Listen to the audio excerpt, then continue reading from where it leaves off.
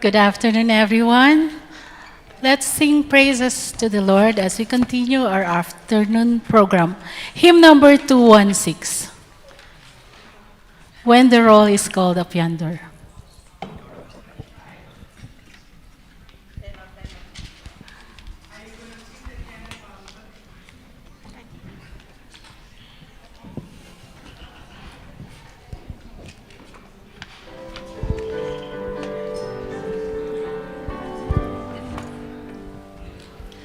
When the trumpet of the Lord shall sound, and time shall be no more, and the morning breaks eternal, bright and fair. When the save of earth shall gather over on the other shore, and the roll is called up yonder, I'll be there. When the roll is called up yonder, when the roll is called up yonder, when the roll is called up yonder, when the roll is called up yonder, I'll be there. On that bright and cloudless morning, when the dead in Christ shall rise, and the glory of his resurrection share, when his chosen ones shall gather to their home beyond the skies, and the roll is called up yonder, I'll be there. When the roll is called up yonder, when the roll is called up yonder, when the roll is called up yonder, when the roll is called up yonder, I'll be there. Let us labor for the Master from the dawn till setting sun. Let us talk of all his wondrous love and care. Then when all of life is over and our work on earth is done, and the roll is called up yonder, I'll be there. When the roll is called up yonder, when the roll is called up yonder, when the roll is called up yonder, when the roll is called up yonder, I'll be there.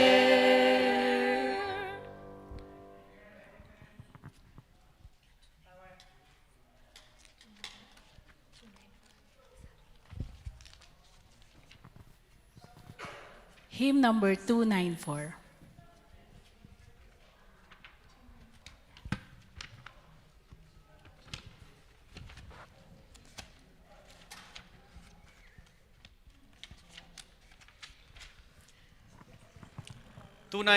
Power in the Blood.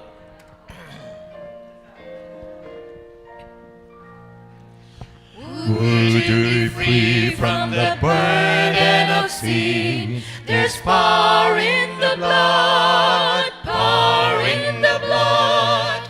Would you reap the victory win? There's wonderful power in the blood.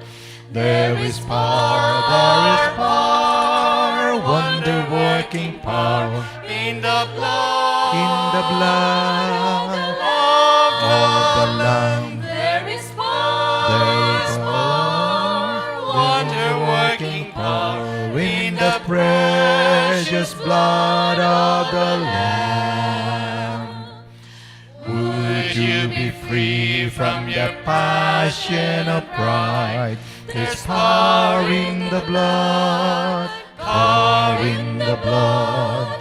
Good for a cleansing to Calvary's tide. There's wonderful power in the blood. There is power,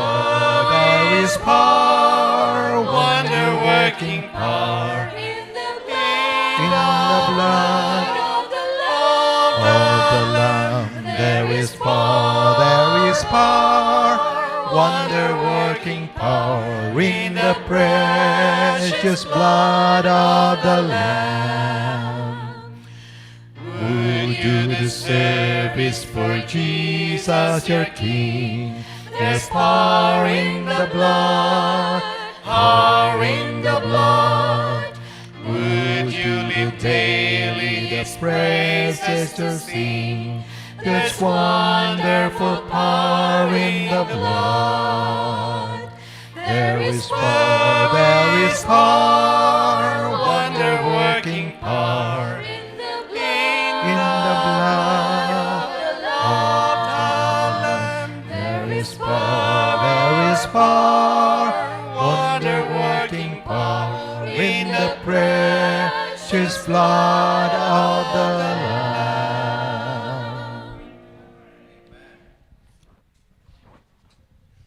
Hymn number 470. Let's all stand for our opening song. There's sunshine in my soul today.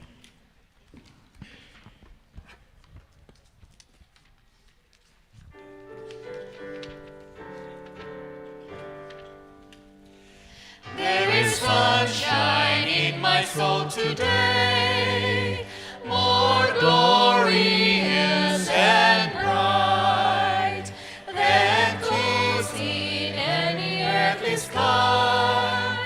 For Jesus is my light. Oh, there's sunshine in the soul, there is sunshine in the soul. When the peaceful, happy moments roll, when Jesus shows His smiling face, there is sunshine in the soul. There's music in my soul today, a carol to my King, and Jesus listening can hear the songs I cannot sing. The sunshine in the soul, blessed sunshine in the soul. Then the peaceful, happy moments roll. When Jesus shows His smiling face, there is sunshine in the soul. There is springtime in my soul today. For when the Lord is near, the dove of He sings in my heart. The flowers of grace appear. Oh, there's sunshine in the soul, blessed sunshine in the soul. When the peaceful, happy moments roll. When Jesus shows His smiling face, there is sunshine in the soul. There's gladness in my soul today, and hope and praise and love, for blessings which He gives me now, for joys laid up above. Oh, there's sunshine in the soul, blessed sunshine in the soul. When the peaceful, happy moments roll. When Jesus shows His smiling face, there is sunshine in the soul. Let's bow our head for the word of prayer. Our most gracious, loving Father in heaven, our great God, we thank you so much, Lord, for the opportunity that you gave to us, to each and every one of us, that we could gather here together and worship you in your holiness. Thank you also, Lord, for your guidance, for your blessing, and keeping us safe always. Lord, we are here to talk about things that will benefit each and every one about health. Lord, give us the power that we could understand everything, especially how your wonder when in terms of health that you could give to us.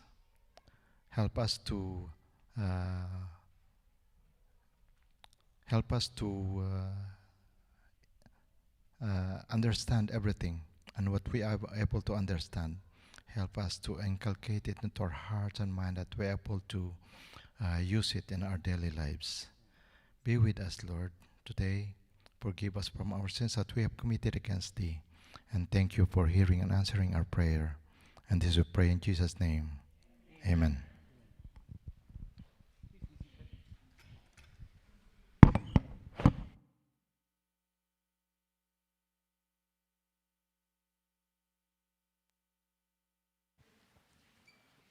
Happy Sabbath again, brothers and sisters in Christ.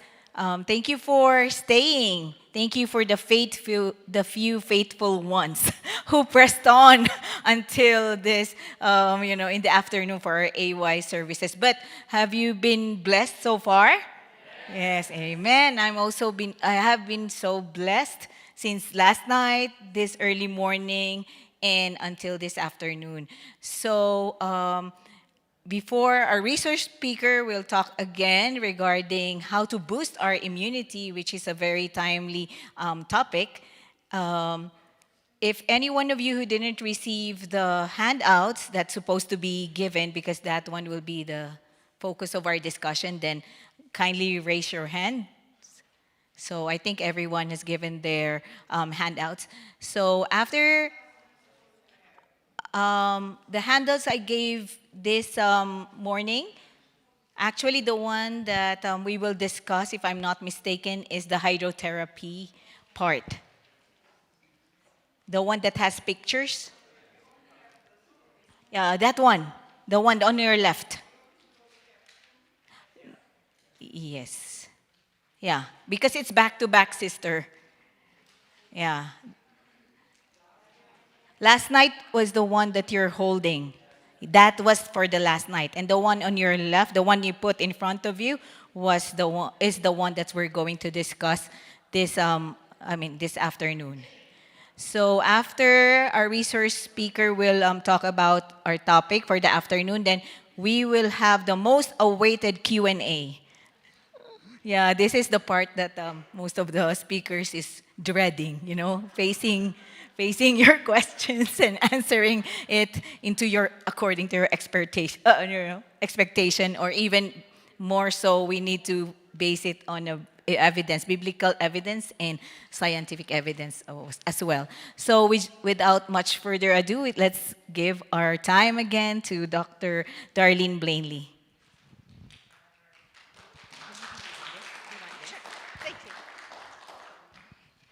Okay, I am guilty of something. That handout, you probably noticed the one she said was last night, we didn't even talk about. Did you notice that? There is one. So we'll be addressing that as we go on. So you had the questionnaire quiz last night that we talked about, but there's another one stapled to it, right? And that I didn't talk about. So I will do that this afternoon, okay? Okay, so let's begin. Boosting your immune system naturally. By the way, thank you for that lovely lunch. It was fabulous. Did you all enjoy it? Are you all fed up? All right. Okay, so let's begin. Boosting the immune system naturally. Uh-oh. It's my fault this time. I have to turn it on. Yay. Okay. Do you want to fight off that illness that is spreading around your community, the office, or your child's school? Aside from practicing good hygiene, boosting your immune system is a great way to start. So your immune system, I love this analogy. It is like an orchestra, right? Like an orchestra, your immune system has many different instruments, and they must each play their part at the right time. Your immune system is responsible for fighting foreign invaders to your body, like pathogenic bacteria and viruses, but also for destroying cells within your body when they become cancerous. How many people have cancer cells? All of us, right? Yes, so we have an ongoing immune system. What's that? I know, right? He tries to be a good student. Yes, so we all have cancer cells, though, right? And our immune system is constantly fighting on our behalf. So, not to go into a deep, heavy, boring anatomy, biology class, but to just kind of review some of these names or terms that you may have heard or have heard of, and we might address some in the talk as well. So first of all, the cells of your immune system will include something called phagocytes. Ever heard of those? Okay, these are a group of cells that are specialized in finding and then eating bacteria, viruses, and dead or injured body cells. So there's 3 types of phagocytes. One is called granulocytes, and these granulocytes often are first on the scene of infection. So if you ever get that white-looking pus and you go, oh, I have an infection, right? This is comprised of mainly dead granulocytes. Second is the macrophages. These alert the rest of your immune system that there's invaders. They're the ones that sound the trumpet. Also known as monocytes, as white blood cells in the bloodstream. And the third one is the dendritic cells, known as the eater. They're filtering foreign organisms and particles. So your lymphocytes originate in the bone marrow, and then they migrate to the lymph system, known as the lymph nodes, spleen, and thymus. And everyone's heard of the lymph system, right? And we'll get a little more into that. So your T cells, there's 2 main types here. The T cells are produced in the bone marrow. They move to the thymus where they mature. And the second are your B cells, which produce antibodies from the plasma cells. So your T and B cells produce what we call memory cells to recognize the invaders, so that right away it can wipe them out before they affect your body. So, you know, sometimes you'll have a virus or a bacteria or something, and it's memorized so that if you're hit with it again, your body will attack it right away. The lymph system will feed the cells into the body and filters out the dead cells and invading organisms such as bacteria. So if the lymph system is constantly doing this, this is why we say we want to keep the lymph system moving, right? Because it's filtering, and try to keep your lymph system clean. So overall, your immune system does a remarkable job at defending you against disease. But occasionally, a germ will invade, and it'll make you sick. So to function well, it requires that balance and harmony. So we're going to talk about ways that you can help out your immune system, help out your body to do what it needs to do, so that you're not giving it other things and overwhelming it and pulling it down, that when it's trying to do all these things for you on your behalf, it can't, because you're bombarding it with other stuff, right? So the first one, and I might be preaching to the choir here on a couple of these, but do not smoke. Right? You've heard that before. Do not smoke. Why? It can weaken the immune system by depressing the antibodies and cells that are in the body to actually protect against the foreign invaders. So there's a significant decrease in your immune cells that normally help the body. Secondly, of course, is the one we usually hear about, and that's the fact there's lots of cancer-causing agents and chemicals in cigarettes, right? And they travel through the blood to reach the organs of the body, and they will damage your immune response. Second one is alcohol. Avoiding alcohol. So we know, especially excessive alcohol intake can harm the body's immune system in 2 ways. The first way, it produces an overall nutritional deficiency. It actually pulls out a lot of your B vitamins and a lot of your different nutrients. And it'll deprive the body of those valuable immune-boosting nutrients. Secondly, alcohol is very much like sugar. Consumed in excess, it'll reduce the ability of your white blood cells to kill the germs. Excuse me. So I will be talking about sugar as we go on and how sugar affects these white blood cells to kill off the germs. But keep in mind that it works the same way when we hit that sugar category. So alcohol, we know, can cause a number of cancers. And we could sit and we could say, which cancers does alcohol cause? Which cancers does smoking cause? What cancer does this cause and that cause, right? But in reality, if you were to pick and choose, would you say, well, you know, I don't mind those cancers, so I might do that, but I don't want those cancers, so I'll avoid that.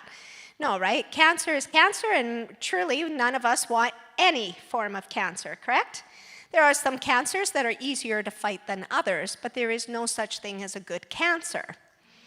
I've heard it said many times, thyroid cancer. Oh, that's a good cancer. It's not a good cancer. Any cancer in the body is not good, right? It's detrimental. It's not good. Okay. So, next one, exercise regularly, right? So, exercise can actually boost your immune system by providing a boost to the cells in your body that are assigned to actually attack the bacteria.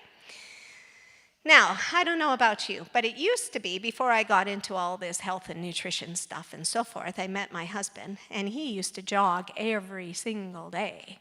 And that was good for him. Not good for me. If he wants to do that, that's great. And I was always taught that you exercise to lose weight. If you don't need to lose weight, you don't need to exercise.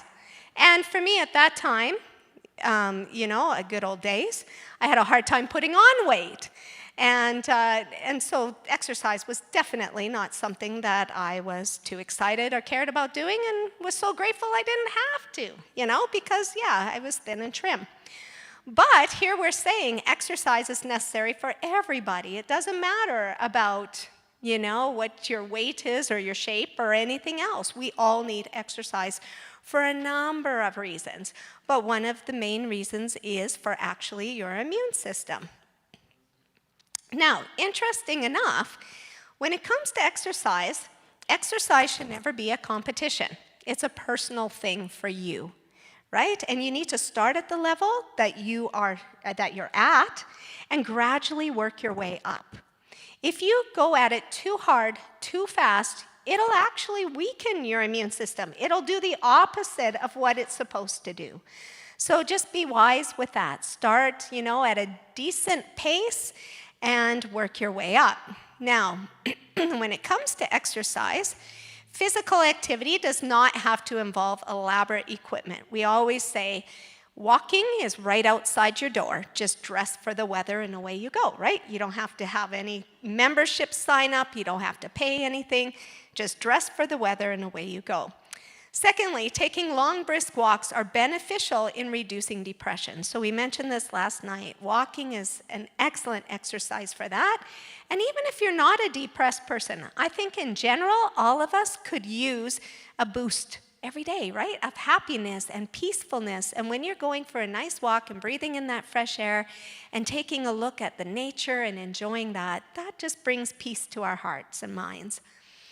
Third, hour-long walks are the best. So if you can, 30 minutes a day is what we suggest, at least 5 days a week, even though the bottom there says, 7 days minimum. But so 5 days a week, and you can push it, more than that, but start at that 30 minutes a day, and then try to get it to an hour if you can.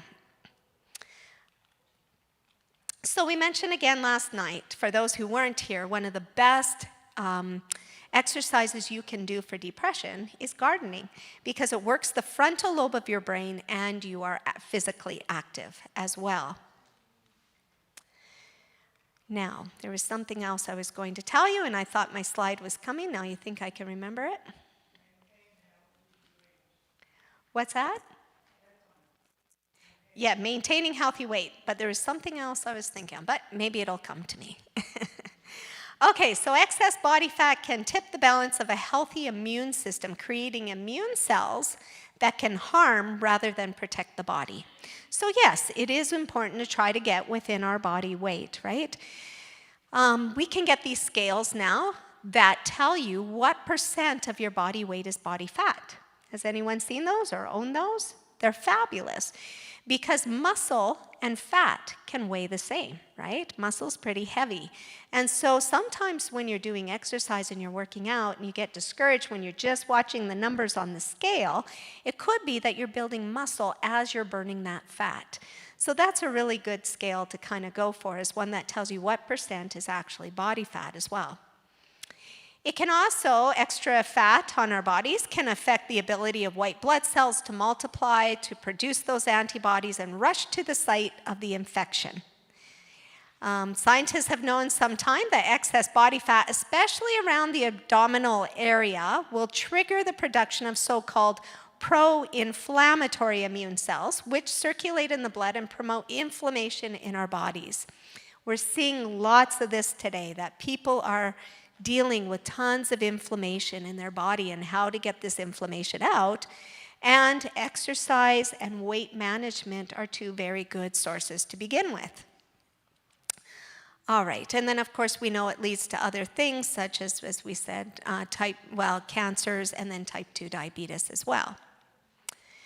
So it used to be, a lot of times if we talked about a vegetarian diet, we would say that fat is bad for you. Did you used to hear that? And not just, it's like all fat is bad for you. So when we would mention about a vegetarian diet, the first thing that came to people's minds was skeleton features, anemic looking, sunken in eyes, right? And we're like, whoa, I don't want to follow that diet. But that's not the case. We've learned that fat is important, it's just the type of fat. And so we have a good fat and we have a bad fat. And the good fat that we're needing is what we would call omega fats. And these are your essential fatty acids, omega-3 and omega-6. And being in a plant-based form is ideal for us. What do those look like would be things like flax seeds and walnuts. And last night I asked, what does a walnut look like? And you said it looked like a brain. That's right. And we know omega-3 directly nourishes and feeds the brain. We need these fats for other things as well in our body, for hormone balancing, cell reproduction, and so forth. But as mentioned, we also need it for our immune system, especially omega-3. So very few people realize that essential fats are crucial to the health of their own and their children's immune system. And especially for the way of allergies. A lot of children who end up with allergies, it can be a lack of omega-3. And omega-3 giving you that base will prevent getting a lot of those allergies. And just immune system in general, if there's someone, especially children, who get a lot of colds and flus and just catch everything that goes around at their school, boosting the omega-3 can actually boost their immune system, that they won't catch them all. The reason we call them essential fats is because your body does not make them. It has to come from the food that you eat. Now, omega-6 and some say omega-9, these are ones that you get more in your foods, your green leafy vegetables, your legumes, your nuts, your seeds. Omega-3 we have to work harder for in order to balance it out. So hemp hearts, chia seeds, these have both omega-3 and 6, which are good. But then still, we need more omega-3 specifically. And that's why we push the flax seeds. You want to grind them to use them, right? Or flaxseed oil, which you use only in a cold form, never in a hot form. Never cook with it, right? And then walnuts. Those are great sources of pure omega-3. And so you can see here how quickly you can get a good source of omega-3 from some of these foods that you eat. And so, for example, flaxseed oil, if you do 1 tablespoon of flaxseed oil, you're getting 7,526 milligrams. That is amazing, because if you decided you were going to supplement with a pill, whether it be a fish oil capsule or flaxseed oil, usually it's anywhere from 1,000 to 1,400 per capsule. Here you're getting over 7,000 milligrams in 1 tablespoon. And what can you do with that flaxseed oil? You can make it into a salad dressing, right? Add some lemon juice, some water to make it go a little further if you want. Add some garlic, nutritional yeast flakes, and salt. And now you're replacing the bad fat that you might have used in a salad dressing on that salad, and instead you're getting that good, healthy omega fat. A lot of times we say, well, I take my omegas, but we're just adding them to our diet. If we can use it to replace the bad fat, then our calorie count isn't going to go quite as high. We're going to stay within our percentile of what we want it to be, around 20% or less of your fats, of your calorie intake of that day. Ground flax seeds, always grind them. And even in just 2 tablespoons of ground flaxseed, because now you got the fiber included, it's 4,300 milligrams. So again, almost equivalent to supplementing with 3 or 4 capsules. And you just add this extra, you're getting the fiber as well. So it's excellent on cereal, granola, mix it into your porridge. Great way of getting your ground flax seeds. Okay, walnuts, quarter cup. You've got 1,700 milligrams. Enjoy them, just on the side in your granola. I love walnuts on a salad. I crave walnuts on a salad. Now, here's the thing. Some of you might say, well, I don't like walnuts. They're bitter, right? Have you ever had that? So when it comes to the omega-3 and essential fat, you have to be very careful with it. It's very sensitive to light, to heat, and to oxygen. So when you're taking flax seeds and you're grinding them down, you want to make sure you're doing it fresh, or you keep it in a dark container sealed in your fridge or freezer, because they will deteriorate very quickly. It's essential, but it's super, super sensitive, right? And so once that oil starts to become changed, maybe, I've had one lady say, I love flaxseed oil. I fry my hash browns in it every morning. Please don't do that. By frying and heating up that flax oil, you've turned it into a carcinogen. So you have to be really careful with these essential fats. They're very good for you, but they're also very detrimental once you start to convert them, and especially as they start to get rancid. Now, why am I telling you that? When it comes to walnuts, that bitterness that you start to taste is rancidity of that oil. And so a walnut should actually be very fresh tasting. I used to think I was allergic to walnuts. Every time I had a walnut, I'd get sores on my tongue, and my mouth would get so sore. And within 10, 15 minutes of eating it, I couldn't hardly talk. I'd be like, I couldn't even move my tongue. Even, not here today, but even today in a potluck lunch or something like that, if I happen to get a roast or something that has walnuts in it, I can tell you right now there is walnuts in it, because I will react the same way. When my husband and I started getting in fresh walnuts to sell through our store, we got this first box, and my husband tasted them. He says, oh, Dar, you got to try these. I was like, no. He's got, you got to try them. And finally I got brave and decided to try them. And I got no sores on my tongue and my mouth. And it's amazing. And I eat them every day now. I love them, as long as they're not rancid. So what I was actually sensitive to was not the walnut itself, but the actual rancidity of that oil. And even though you may not break out in sores like me, it's still doing harm in your body, right? So you want to make sure you get these kind of things with these good omega fats in a very fresh form as much as possible. Okay, and you can see the other things there that have omega-3. Okay, next thing for the immune system. So omega fats, right? Next one now is blood pressure, controlling your blood pressure. So last night we mentioned about stress and chronic stress. When you're at a point that you have stress and you're not able to take care of it and it goes on and on and on, it becomes chronic, right? And this can cause high blood pressure. And it can lead to autoimmune disease as well. I thought I had something else there.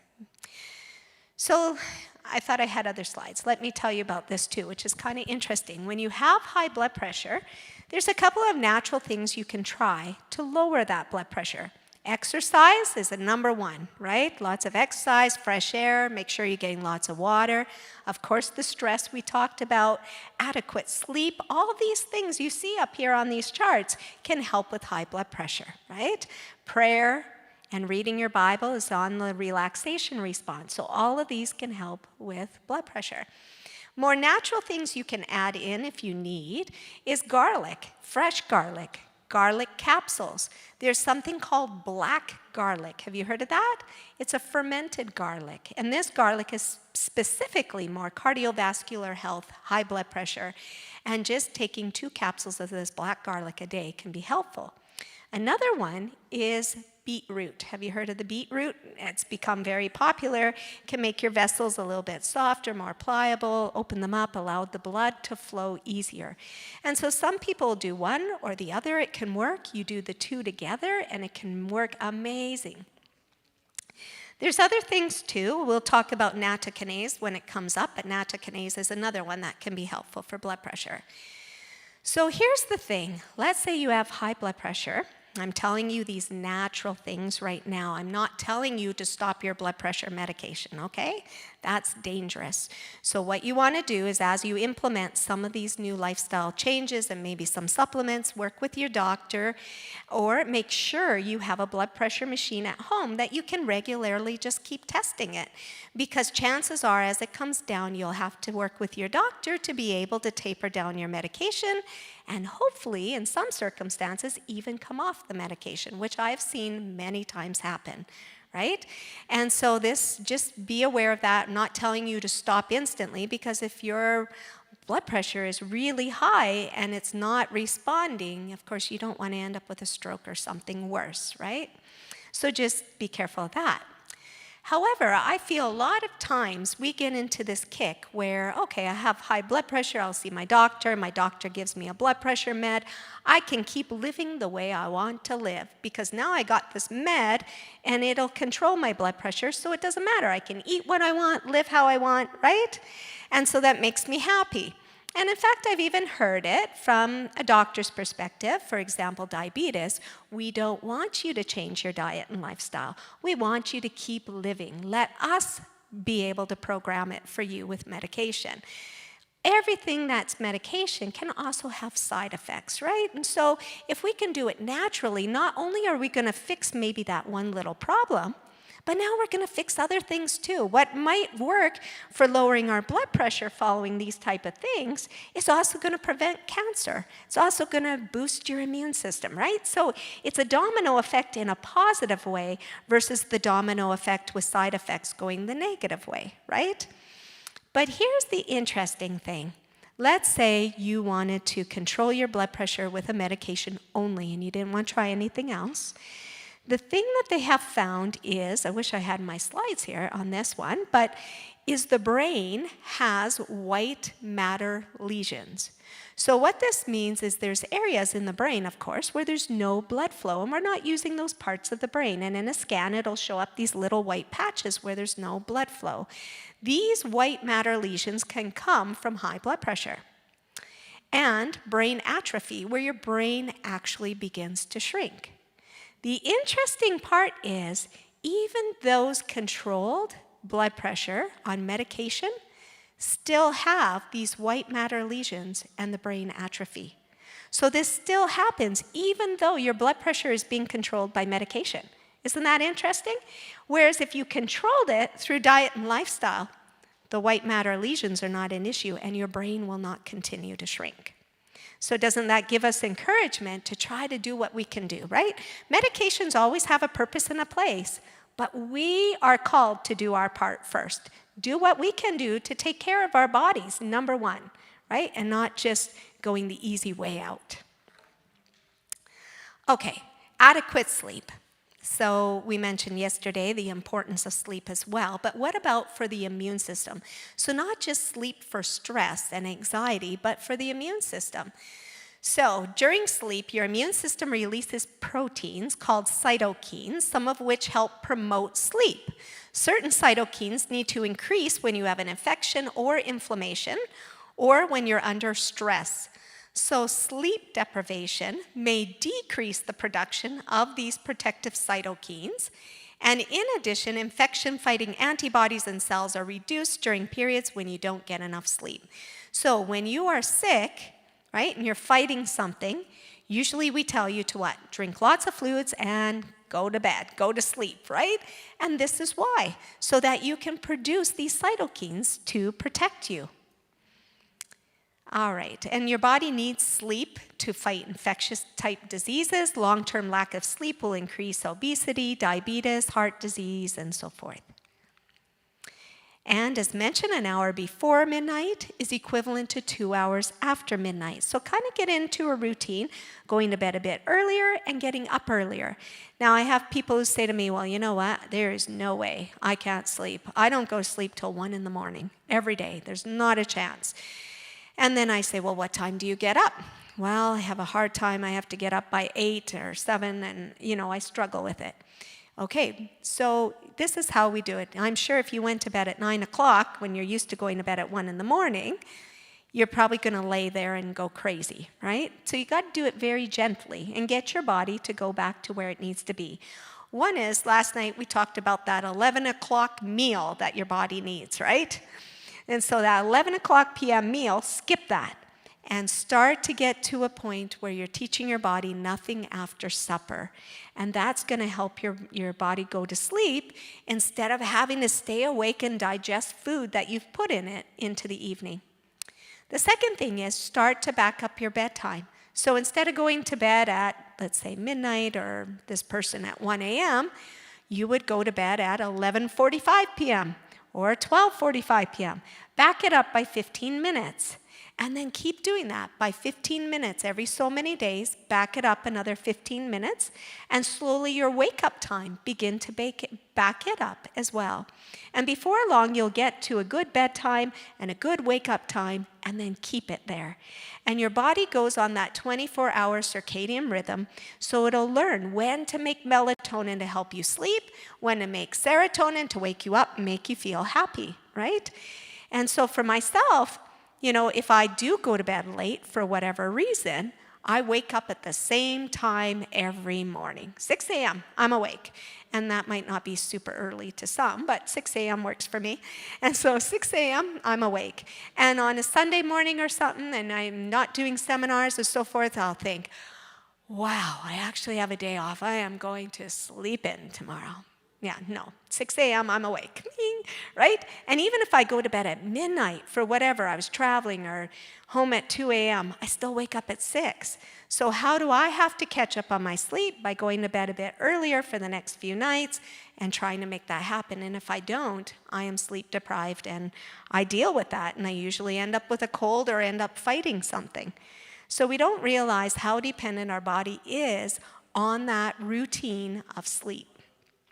So we know sleep and stress, the connection there is huge. One night of sleep deprivation, the immune system is challenged. And I can definitely vouch for that. Plenty of fresh air is mentioned. Oxygen, right? We need oxygen. Without oxygen, your cells will die in 3 minutes.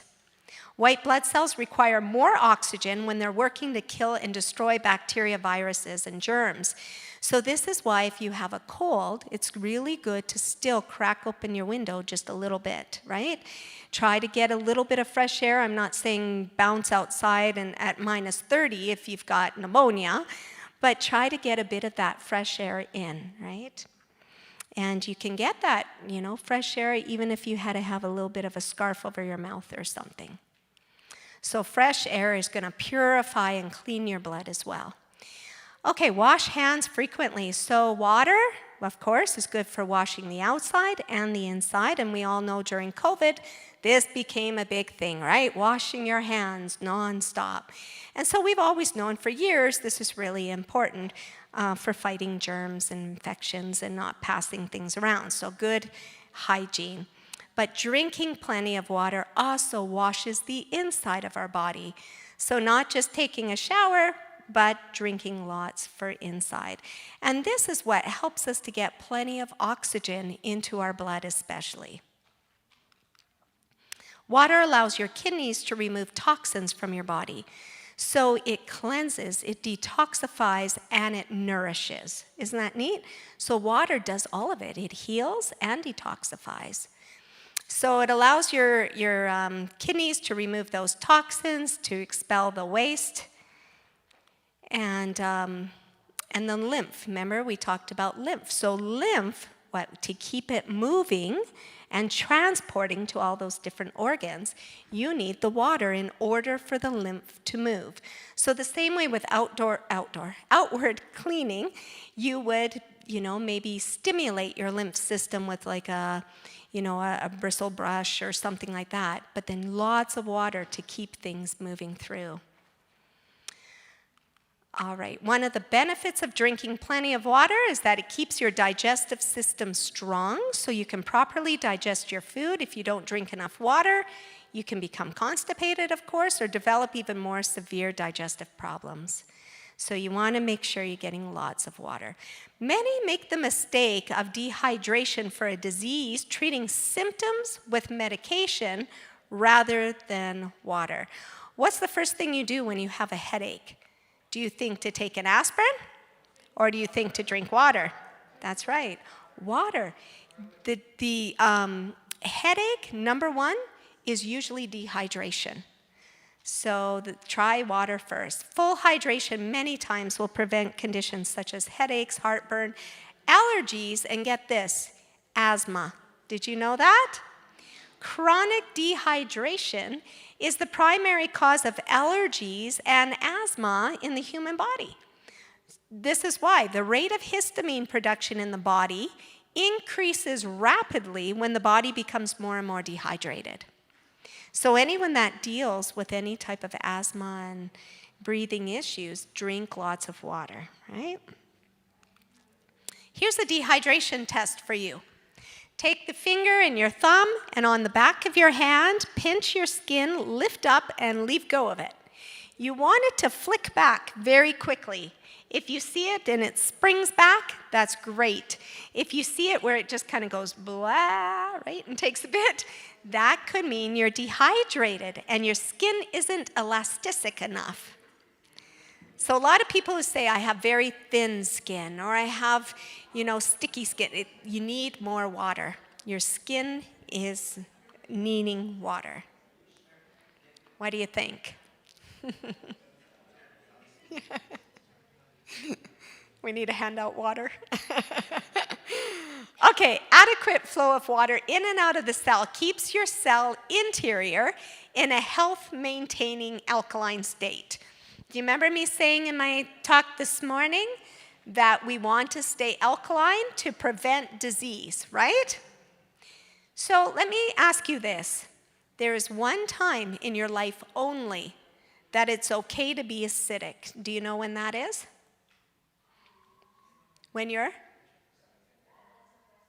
There's only one time in your life. You should always aim to be alkaline, right? But there's one time in your life it's okay to be acidic. Do you know when it is? Nope. When you're sick, you want to really try to be alkaline. If you have cancer, fight to be alkaline, right? So you can overcome these diseases. So there's only one time, when you're dead. So what happens when you die? You decompose, right? You go back to dirt. Do you want to be decomposing as you're walking and talking? No, right? So we have to stay alkaline. Don't be acidic. Or when you're acidic, the body is already breaking down, right? So it's important to stay alkaline, so lots of water. Lots of green leafy vegetables will keep you alkaline. Lemons keep you alkaline, okay? So eat a balanced diet for immune system. Again, include lots of variety, lots of fruit, lots of vegetables, legumes. When I used to teach at a nutrition college actually in Calgary. It was not a Christian one. And I was teaching there, and I would always give my students a homework assignment.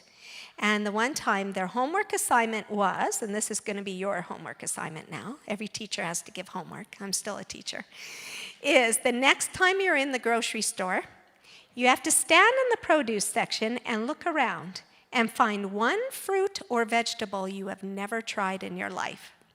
You have to buy it and then research what to do with it and try it out. And surprisingly, it might become one of your favorites. But we get so stuck on the same vegetables, right? Lettuce, celery, carrot, tomatoes, right? oranges, apples, bananas. But there's so much more out there that have different nutrients, different properties, right? And so just being more creative with it and trying new things out. How many have tried jicama? Do you know what a jicama is? Whoa, now you know what you're looking for when you go grocery shopping. Jicama's good, isn't it? Jicama is part of it's kind of like a potato. It's part of the potato family. It's a root, and it looks like a flat disc, like shot put kind of thing. And, or disc, not shot put's round. The disc, anyways, and you would peel it, cut it into sticks. In Mexico, they do it lots. They squeeze lime juice and sprinkle salt on it. What's that? Sicamas? Oh. So it's white inside and it's brown skinned? Sicamas. I was wondering why hardly any of you knew what jicama was. I've learned a new way of it. Okay. Now how many have used it before? Okay, yeah, probably. Okay, find another vegetable. I was all excited. Okay. Well, anyways, those who have never tried jicama, or sicamas, you can have it raw, like carrot or celery sticks. It's fresh and juicy, right? Or you can chop it up and use it like chestnuts in stir fry. It's fabulous. Anyways, find a new fruit, new vegetable, give it a try, okay? That's funny. Okay, I'm just going to move on here. So, good intestinal flora bacteria. Everyone's heard of that? So we all have an intestinal flora, and everyone's is different. It's based on how you eat and how you live and so forth. So someone who eats only plant foods is going to have a total different makeup of intestinal flora than someone who eats animal products all the time, right? So it is different. Now, this intestinal flora can be good or bad, and you want a nice, healthy balance. So you're never going to get rid of all the bad. It's a good and bad balance is what you're trying to achieve.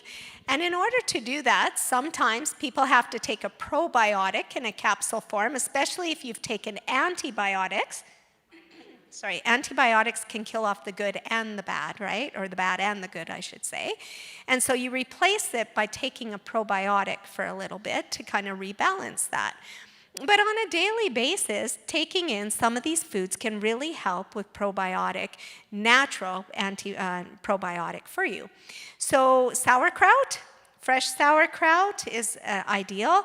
If you're buying sauerkraut, just make sure you read the label, and you want one that only has salt in it, right? You don't want the wine and all the other stuff added. So a nice fresh sauerkraut, or if you're getting it canned in a jar, then watch the ingredients. It's just cabbage and salt.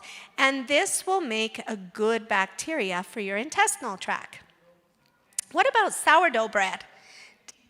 And kimchi? Oh yeah, there's lots of different ones, for sure. What about sourdough bread? Does anyone make sourdough bread here? A few of you? So when it comes to sourdough, this is also a fermentation process. And it is very good for you. And a lot of people who have a hard time digesting bread can digest sourdough bread easier for this reason. So it has the probiotics. The fermentation creates beneficial bacteria, improving digestion. Some of it is lost during that baking process, but it still makes the other nutrients bioavailable, okay? It has prebiotic. Have you ever heard of a prebiotic? In order to make your probiotics work well, you need a prebiotic. You know what a prebiotic is? It's fiber. That's it. So don't get caught up in all the marketing schemes that you need to buy all these prebiotics. I don't even sell a prebiotic in my store, to be honest. I have a probiotic that has a prebiotic, but that's it. I don't promote prebiotics. I tell people to eat salad, eat vegetables, eat fruits. And that's the fiber that is a prebiotic for you, right? So that we should be taking in plenty of fiber every day. You know, the average person should have 35 grams of fiber. And if you're a diabetic, you want 55 grams of fiber. Fiber is what controls your blood sugars, so push the fiber, right? And it gives you your good prebiotic. Inulin, have you ever heard of inulin? That is the fiber found in a lot of these foods. Okay, so better blood sugar control, fermentation of the breads. So breads that spike your sugars, if you ate sourdough bread, it may not spike your sugars as much for that reason, because the fermentation makes the starch less available for digestion. So it's not going to spike it as well. And then it's going to lead to slower and more stable release of sugar in the bloodstream. Plus, if you're making it with more whole grain flours, now you've also got the fiber, right, to control that. Increased nutrients, so again, that fermentation effect process, it might die off some of it while it's being baked, but it makes some of your nutrients like your B vitamins, folate, iron, and magnesium more available to absorb. Increases digestion, so it helps with digestion, antioxidants. Anyways, you can see it all the benefits when it comes to sourdough bread. Definitely worth a try if you haven't tried it in the past. And this is where it's saying also that it contains this acetic acid. It doesn't go bad like regular bread. It will eventually, but it'll keep a long time on your cupboard before that happens for that reason. Okay, so eat specific foods besides your good probiotic now. There's other foods that are especially what we would call powerhouse foods for your immune system. One would be broccoli. If I was to say one of the number one foods, it would be broccoli. Broccoli and broccoli sprouts. Now, anytime you have something in a sprouted form, it's 7 to 10 times the nutrition. And broccoli sprouts are the number one sprout available. It has something called sulforaphane. Sulforaphane is in broccoli, and broccoli sprouts very concentrated. Sulforaphane is very good for the skin, very good for immune system, very good for cancer. I recommend it for people who have especially lung cancer. I will put them on something called Brocogen, which is concentrated sulforaphane from broccoli sprouts. And it works amazing for lung cancers. So definitely worth eating as much as you can of broccoli. Spinach is another powerhouse food, very high in vitamin C, packed with numerous antioxidants and beta-carotene. Now, here's the thing when it comes to spinach. Have you ever heard that spinach has something called oxalic acid? Yeah? And that can leach calcium out of your bones, right? The mature spinach develops this oxalic acid, but the baby spinach does not have it. So if you're going to eat it raw, eat baby spinach. If you're going to cook it, it kills the oxalic acid, so you can cook the mature spinach and eat the baby spinach raw. And that's the way of avoiding the oxalic acid, okay? Yeah, because it's a powerful food for us, for sure. Goji berries, who has had goji berries?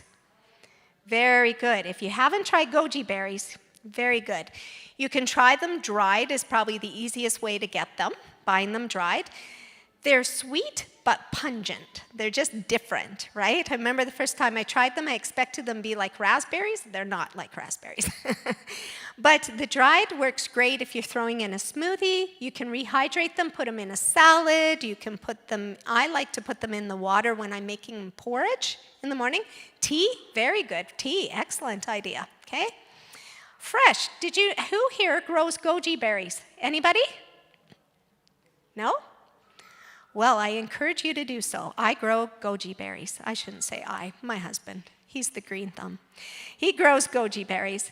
And actually, I was teaching about goji berries once at a lecture, and this lady came the next day, and she brought me, I think, 4 of these small plants, and she said, here, we bought these. We don't know what to do with them. We don't like them. They're dead. If you revive them, they're yours. So we took them home. They sat in our garage for the winter. And in the spring, and my husband says, I don't know if these things are going to grow, but let's try them. And we put them on the west side of our house, against our house. There's an area there. And we put our 4 goji berries plants there. We have a humongous crop of goji berries. We don't even know what to do with them. Like, seriously, we pick maybe half and the rest the birds get and the wasps love, and we just can't physically pick them all. They are loaded. And we'll cut these things right down to nothing, and they just grow and vine out everywhere. And goji berries are so powerful in antioxidants. So what I'm doing this year, I've decided I'm going to pick them all this time, and I'm going to juice them, and I'm going to freeze the juice. I've picked the berries and froze them, and they're so juicy, they never even totally freeze solid for me. That's a problem.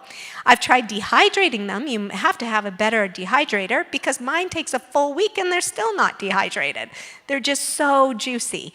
And so anyways, they can be they're not cheap to buy, and you can get this plant for, a really good price and plant it, and you've got it every year to come. So I really think we need to start getting more into gardening and more into planting these kind of things, and goji berries would be an excellent thing to begin with, okay? So look for goji berry plants. It's not too late. Get them in the ground. They will grow for you, I promise. But you can see all the benefits, right? Even healthy liver supports kidney function, dry cough, and so forth. Okay, ginger. I know you all are used to ginger, right? I'm really speaking to the choir here. I know it. But I want you to look at all the benefits of ginger, because I don't think you realize all the benefits, do you? Strong antioxidant. Look at this. It kills bacteria, including salmonella. Salmonella is very hard to kill. Ginger kills it. That tells you how powerful it is, right? The list just goes on. You can look through all that. It's a natural antibiotic, natural anti-inflammatory. It helps with viruses and colds and so forth. Look at the bottom left. A component of ginger suppresses, otherwise it stops the spread of cancer, of any type of cancer cell, including leukemia. Isn't that bizarre? I was like, wow, right? And skin, kidney, lung, pancreatic cancer cells, that is powerful. Those are aggressive, right? And they are one of the most exciting and powerful health benefits of ginger is to fight cancer. It'll stop cancer tumors. It'll stop that replication of cancer cells. So who here has cancer cells? Besides my husband, who raised his hand. All of us, right? So ginger, on an ongoing basis, will help kill those cancer cells, right? How about this one up here? Look at this. Men, ginger inhibits this special enzyme, 5-LO enzymes, the only food for prostate cancer cells. Prostate cancer cells die in 1 to 2 hours without that enzyme. Isn't that incredible? Yes. All right, goes on. Inhibits pancreatic cell growth. Beneficial to prevent even constipation related to cancer, lung cancer, and so forth. Now, last night we talked about low hydrochloric acid, right? An underactive stomach, and the H. pylori bacteria that can wedge in the lining of your stomach and fester and turn into an ulcer. It's saying right here, ginger will kill H. pylori bacteria. Drink some ginger tea, some ginger juice. Get rid of that bacteria, right? Instead of all the antibiotics and all these things you're trying to take for it, which is making your stomach more underactive, we can treat it with the ginger. Aloe vera juice is also very healing to the stomach in that case. Oh, it's like a commercial. Wait, there's more. Here we are. It cleanses the colon spasms and cramps. It helps with gas, indigestion, right? Bowel disorders. It stimulates your stomach to make hydrochloric acid. Same way lemon juice in the water stimulates your stomach to make hydrochloric acid, so does ginger. Right? And women, helps eliminate hot flashes, helps with respiratory issues, asthma, headaches. The list just goes on. And if you've never seen it, there it is, a picture. We all see the root, but we may not have seen what the plant looks like, right? So one of my favorite things to do is make a tea with ginger for immune boosting. And so in this, I would use some fresh sliced ginger, And I like to steep a mint tea bag. Now, you can grow your own mint and dry it as well, but I'll steep a mint tea bag, put in some fresh ginger, put in some lemon juice, and a touch of honey. And that is such a great immune-boosting tea. Now, peppermint, I don't think I have a slide on this, so I'm just going to mention this. Mint is very high in potassium. So mint is a great way to balance out your electrolytes. If you're out in the heat, working in your garden and you're sweating, yes, you will lose some sodium. But the biggest thing that throws off our electrolytes is the potassium when we're working out in the heat. You come in, you drink a cup of mint tea, and you're rebalanced. I used to cook at our church camp, and some of you know me from there when I was the cook back in the day.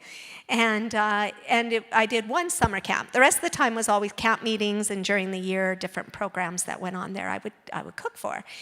But this one summer camp, it was so hot, and all the staff, these girls, were just dropping like flies, passing out from the heat. And our dining room area turned into like a clinic. They were all laying all over the floors, and we had ice packs and fans, and the nurses were there with them, and it was killing me. I wanted to go and take the mint tea. But I thought, here I am, just this cook in the kitchen, and we've got, nurses working with them. But after an hour of this onwards, I thought, no, this is too much. So I made some tea, and it doesn't have to be hot, right? Just room temperature. And I went out with a cup and a little straw, and I went down beside them and had them drink this cup. And they drank it. And I'm not kidding you, that room cleared in 20 minutes. 20 minutes to a half hour, that mint tea always works, and people are up and gone. So if you're feeling faintish and not well from the heat, drink mint tea.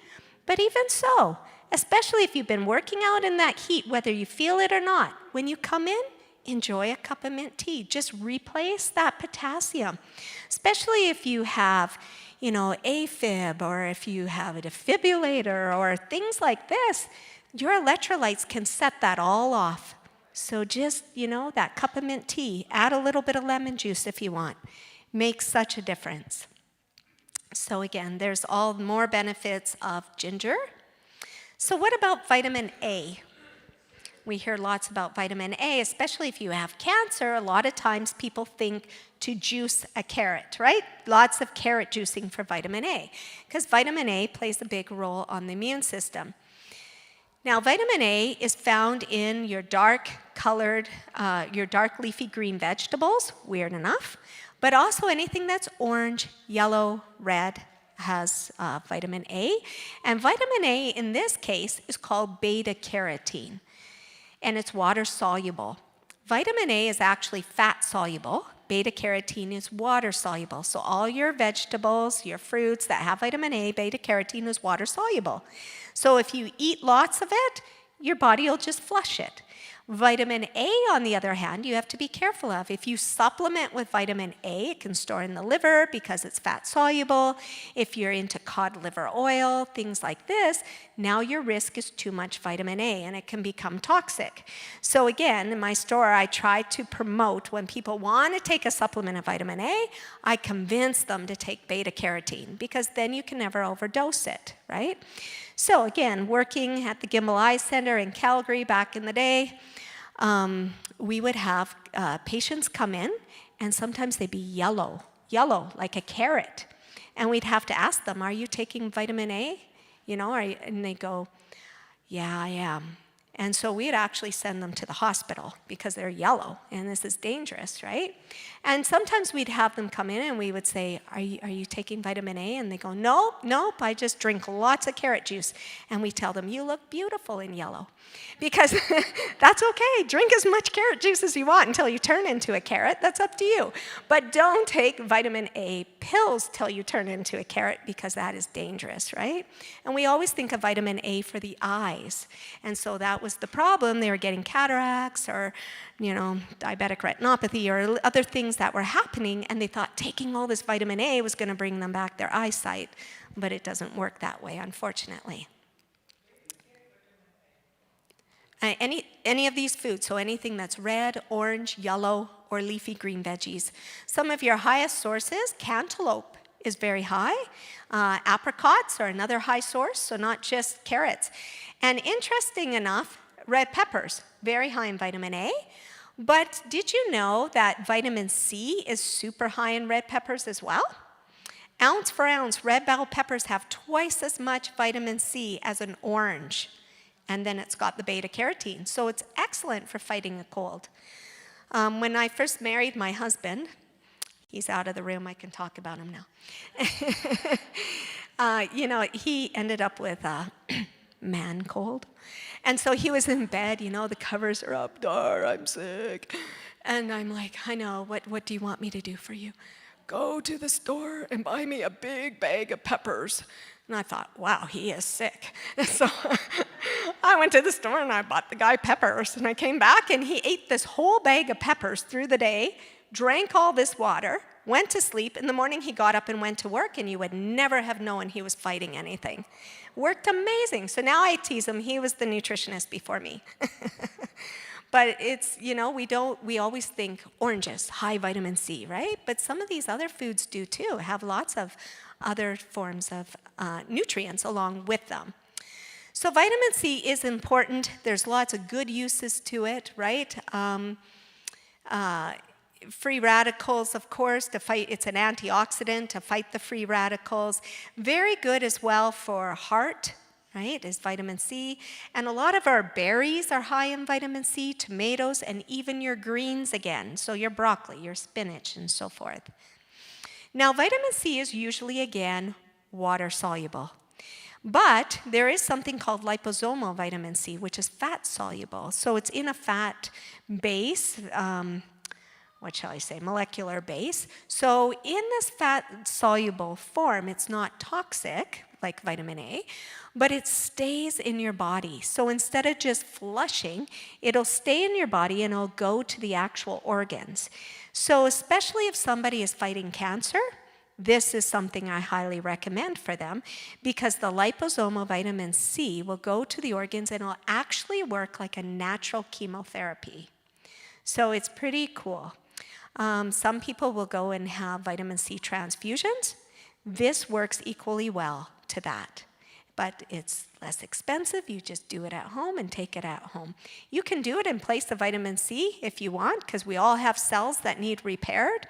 But especially someone fighting cancer, this is excellent. Now, when it's water-soluble vitamin C, if you take too much, you might end up with loose bowels. The liposomal vitamin C will not do that because it's not water-soluble. So you won't end up with loose bowels. Okay, we talked about a lemon. And when it comes to lemons, we were saying we talked about it in water to help promote hydrochloric acid, right, in the stomach. But lemons will alkalize the body. It does so many things. It'll actually remove the impurities and fermentative effects of a bad liver. So it'll detox the liver, but it also heals, it repairs and cleanses at the same time that it cleanses. It can help with fever. If you have a fever, you just put lemon juice into cold water and you can kind of bathe or wipe yourself down with that, and that'll help cut fever. It's a powerful germicide, it'll work for a number of strains of different forms of flus. It's a local antiseptic for offensive bad breath because it's going to aid in digestion. And it can destroy at least 20 different germs. And this is why a lot of the cleaning agents will use lemon oil or orange oil, because they know this property, right? But even just putting lemon juice in water and washing things down is going to work the same way. It'll cut apart and remove mucus out of the throat, so a lot of speakers and singers will do that. It has high amounts of ascorbic acid. It's a mighty immune booster. It naturally thins the blood. It'll never thin the blood synthetically, right? So it's not thinning it more than it should be. It just keeps your red blood cells from sticking together, making your blood more alkaline. So as mentioned yesterday, in case you were not here last night, to build the hydrochloric acid in your stomach, you want to mix 2 tablespoons of pure lemon juice in water and drink that every morning. Now you want it room temperature. If it's cold water, everything stops, Nothing works until your stomach warms that up, and then it does something with it. So you want a warm or room temperature water, okay? And the other thing is you want pure lemon juice. Don't buy the real lemon in a plastic bottle because it's got stuff added. It won't work for making hydrochloric acid. You need just pure lemon juice and water. And wait a good half hour to let your stomach do its thing. Turmeric, another powerful food for immune system. Now, if you were to use 1 teaspoon of the powder, which includes all the fibers. So some people say to me, what about curcumin or in a capsule form? So curcumin is the active ingredient in turmeric. It's what makes it yellow, right? And so if you're doing a curcumin supplement, all that fiber has been removed and the active ingredient is very concentrated. So depending if you're using it for like inflammation and arthritis and stuff, you want to probably do that so that you get a higher concentration. But let's say you wanted to do 1 teaspoon per day of the powder, which has all the fiber as well, then 1 teaspoon will boost your immunity by 80%. Isn't that something? Right? Your mood by 63%, your good cholesterol by 29%, your vision protection by 14%, it'll lower the risk of heart disease by 13%, stomach bloating by 50%, and joint aches by 58%. That's based on 1 teaspoon per day. Now let me say this, more isn't always better. So if you're going to do curcumin in a capsule form for inflammation, that's fine. But don't go overboard with it. If you take a lot for a long period of time, it can eventually be hard on the liver. Okay? So you don't want to go overboard with it. But when you're eating it in this way, you've got the fiber and everything, it's a whole food. You could easily do the teaspoon a day and not have any issues. Now, how do you do a teaspoon per day? I remember I was all excited when I learned this. I got this, literally, this huge bag of turmeric powder because I was going to do this every day and I'm going to go through tons. And I went home all excited, took this big teaspoon, and I thought, what should I put it in? Well, I don't drink juice too often, but I happen to have apple juice. I thought, that's tremendous. It's yellow. This is yellow. It'll go great. So I threw it in, mixed it up, took a gulp, and my stomach came just about right back out. It was horrible. So turmeric doesn't taste very good when you drink a lot of it. So what I've learned is a half a teaspoon at a time is easier, and do that twice a day, and put it in hot water and make tea with it. So even add it to a herbal tea that you might make, add a half a teaspoon to that. And when you drink it, it's so much easier to go down. Or think soup, that helps too. Garlic is another fabulous one. It is a broad spectrum of antibiotic properties, okay? So anti-tumor, antiseptic, antifungal, anti-clotting, antibacterial. Look at that all, right? And as mentioned, it's excellent for blood pressure, triglycerides. Very good for us to have garlic. And allicin is the active ingredient, the medicinal ingredient in garlic. And the stronger that allicin, the more it'll work for us. It'll stimulate your killer T cells. Remember that from the beginning? It's a powerful detoxifier. It'll even eliminate mercury from your body. Wow, right?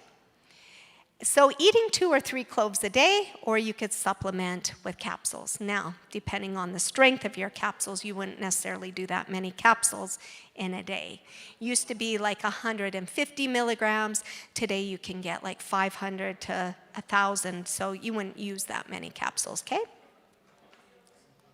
Boy, I really stirred things up in here, I can tell. Yes? Pickled garlic, good question. You would have some properties, but not the same, not as strong, no. Yeah, yes? They're saying to wait for the allicin to show up after mincing up the garlic. Yes. For 10 minutes. Good point, that is true. Yes, that can help, yes. Mince it up, and when you mince it up, it exposes, yes, that allicin, yes. Yes, fermented is like that black garlic state. It's like a 3,000. It's super strong that way. Very good. Especially for cardiovascular. green leafy vegetables. So you've heard lots about vitamin K, right? A lot of people take vitamin K. Since COVID, if you're doing D, do K. Do you hear that? Okay, I will say I'm not a huge advocate of that.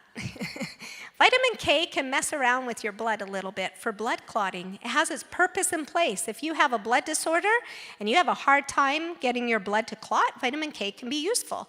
But especially if you are on blood thinners, you have to be careful of vitamin K. So there's a purpose in place for taking vitamin K if you want. If you're taking high doses of vitamin D, it can help it absorb. But otherwise, I've never taken a vitamin K in my life. I just tell people to eat a salad a day. And if you're doing at least a salad a day, you're getting vitamin K, right? And be especially careful if you're doing D and K together. Usually, it's like 1,000 of D and 120 of K. And so if you're wanting to do like 5,000 D, you're getting way too much K. You're getting like 600 milligrams of vitamin K. So, be careful with that, okay? But we do need vitamin K. I'm not downplaying it. I'm just saying get it from your food is the way to go with it. And anytime you can do these types of foods, you're getting sufficient vitamin K. So leafy green vegetables in general are an important part of our healthy diet. Remember this morning, if you eat green leafy vegetables, you can grow younger by 5 years at least, right? And so eating a diet rich in those. Now okay. So what makes your plants green? Chlorophyll, right? This is really amazing to me. Chlorophyll is a green molecule found in the plants that absorbs sunlight during photosynthesis and converts it to energy. Okay, look at this. Chlorophyll stimulates your red blood cells' quality and quantity, supports healthy oxygenation, detoxifies your liver, boosts the energy levels, cleans your digestive tract, and a powerful antioxidant fights off free radicals. So that first part stimulates your red blood cells' quality and quantity, right? So it's boosting your red blood cells. So a way to do this is by getting more greens in your diet. And this is why a lot of people will choose to do, of course, alfalfa, spinach, but wheatgrass in particular is very rich in chlorophyll. And that's why a lot of people do wheatgrass powder, wheatgrass juice, and especially if they're fighting some kind of illness or cancer. Kale, anything that's green has it in. It's just some are a little bit stronger than others. This is the neat part. Because it is increasing your red blood cells and the ability to oxygenate and so forth, we would call it a natural blood transfusion. Now, I'm not saying, let me get this clear, if you actually need a blood transfusion, I'm not telling you to reject it and drink chlorophyll, okay? But I know many people that suffer from low iron and have a hard time getting their iron levels up. Chlorophyll could be your answer. Okay, so things like that. But look at this. This is what I think is so neat. Well, let me say this first. Oh, sorry. Oh, do I look tired? If I sit, you might be here all night. It's better I stand. That way when I'm really tired, I quit. Or just drop, and then you can leave. Thank you. It may be helpful in hemoglobin deficiency disorders such as anemia, right, that we talked about, but other blood disorders that have actually been passed that are hereditary as well, which the body makes an abnormal form of inadequate amount of hemoglobin. This can actually turn those people's lives around. So this is the really neat thing. This shows us how God created us to eat plants. If we take our red blood cell and put it under a microscope, do you see it there? Human blood hemoglobin? Look at the plant chlorophyll. It's almost identical. We call it a plant transfusion because it's almost identical. We were created to eat plants. That's our nutrients. That is our nutrition. Isn't that fabulous? I don't know, I really get excited over that one. I liked it. When I learned that, I thought that is amazing. That is a wow thing. So there's all the benefits again. It's almost identical. It binds with heavy metals, removing them from the body, cleanses the bowel, increases red blood cell, oxygenates, alkalizes, fights disease, and so forth. So again, any foods that are green will be high in chlorophyll. Okay, this is the other one I really like. So what is the power of whole foods as grown? You know, if you were to... Am I going too fast? Did you guys want pictures of some of these? Sorry, I'll wait. Everyone's got that one? Keep it there. Okay, okay. Hang on, I just have to remember what I was talking about. Okay, let me introduce the next slide. So, when you're going to eat some of these plant-based foods, people say, well, how do I get enough in me? If I need enough calcium, if I need enough iron, if I need enough of these nutrients, I can't get it through just how much food do I have to eat, right? Okay, so here's the thing. We're good? We're good. Okay, so the power of whole plant foods, don't underestimate them. Look at this. 1 cup of cooked kale has 50 milligrams of vitamin C and 13 IUs of vitamin E. That doesn't sound like much, does it? So tell me this, if you were to take a vitamin C supplement, how many milligrams usually? Right, 500 to 1,000, right? So someone would look at this and say, are you kidding? I have to eat 10 to 20 cups of that, right?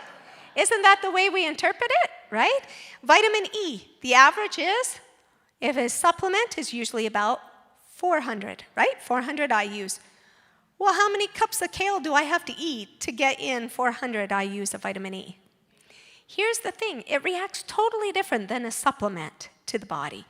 When you eat 1 cup of cooked kale, the antioxidant potential of 1 cup of kale is equivalent to 800 milligrams of vitamin C, and 1,100 units of vitamin E. Isn't that fabulous?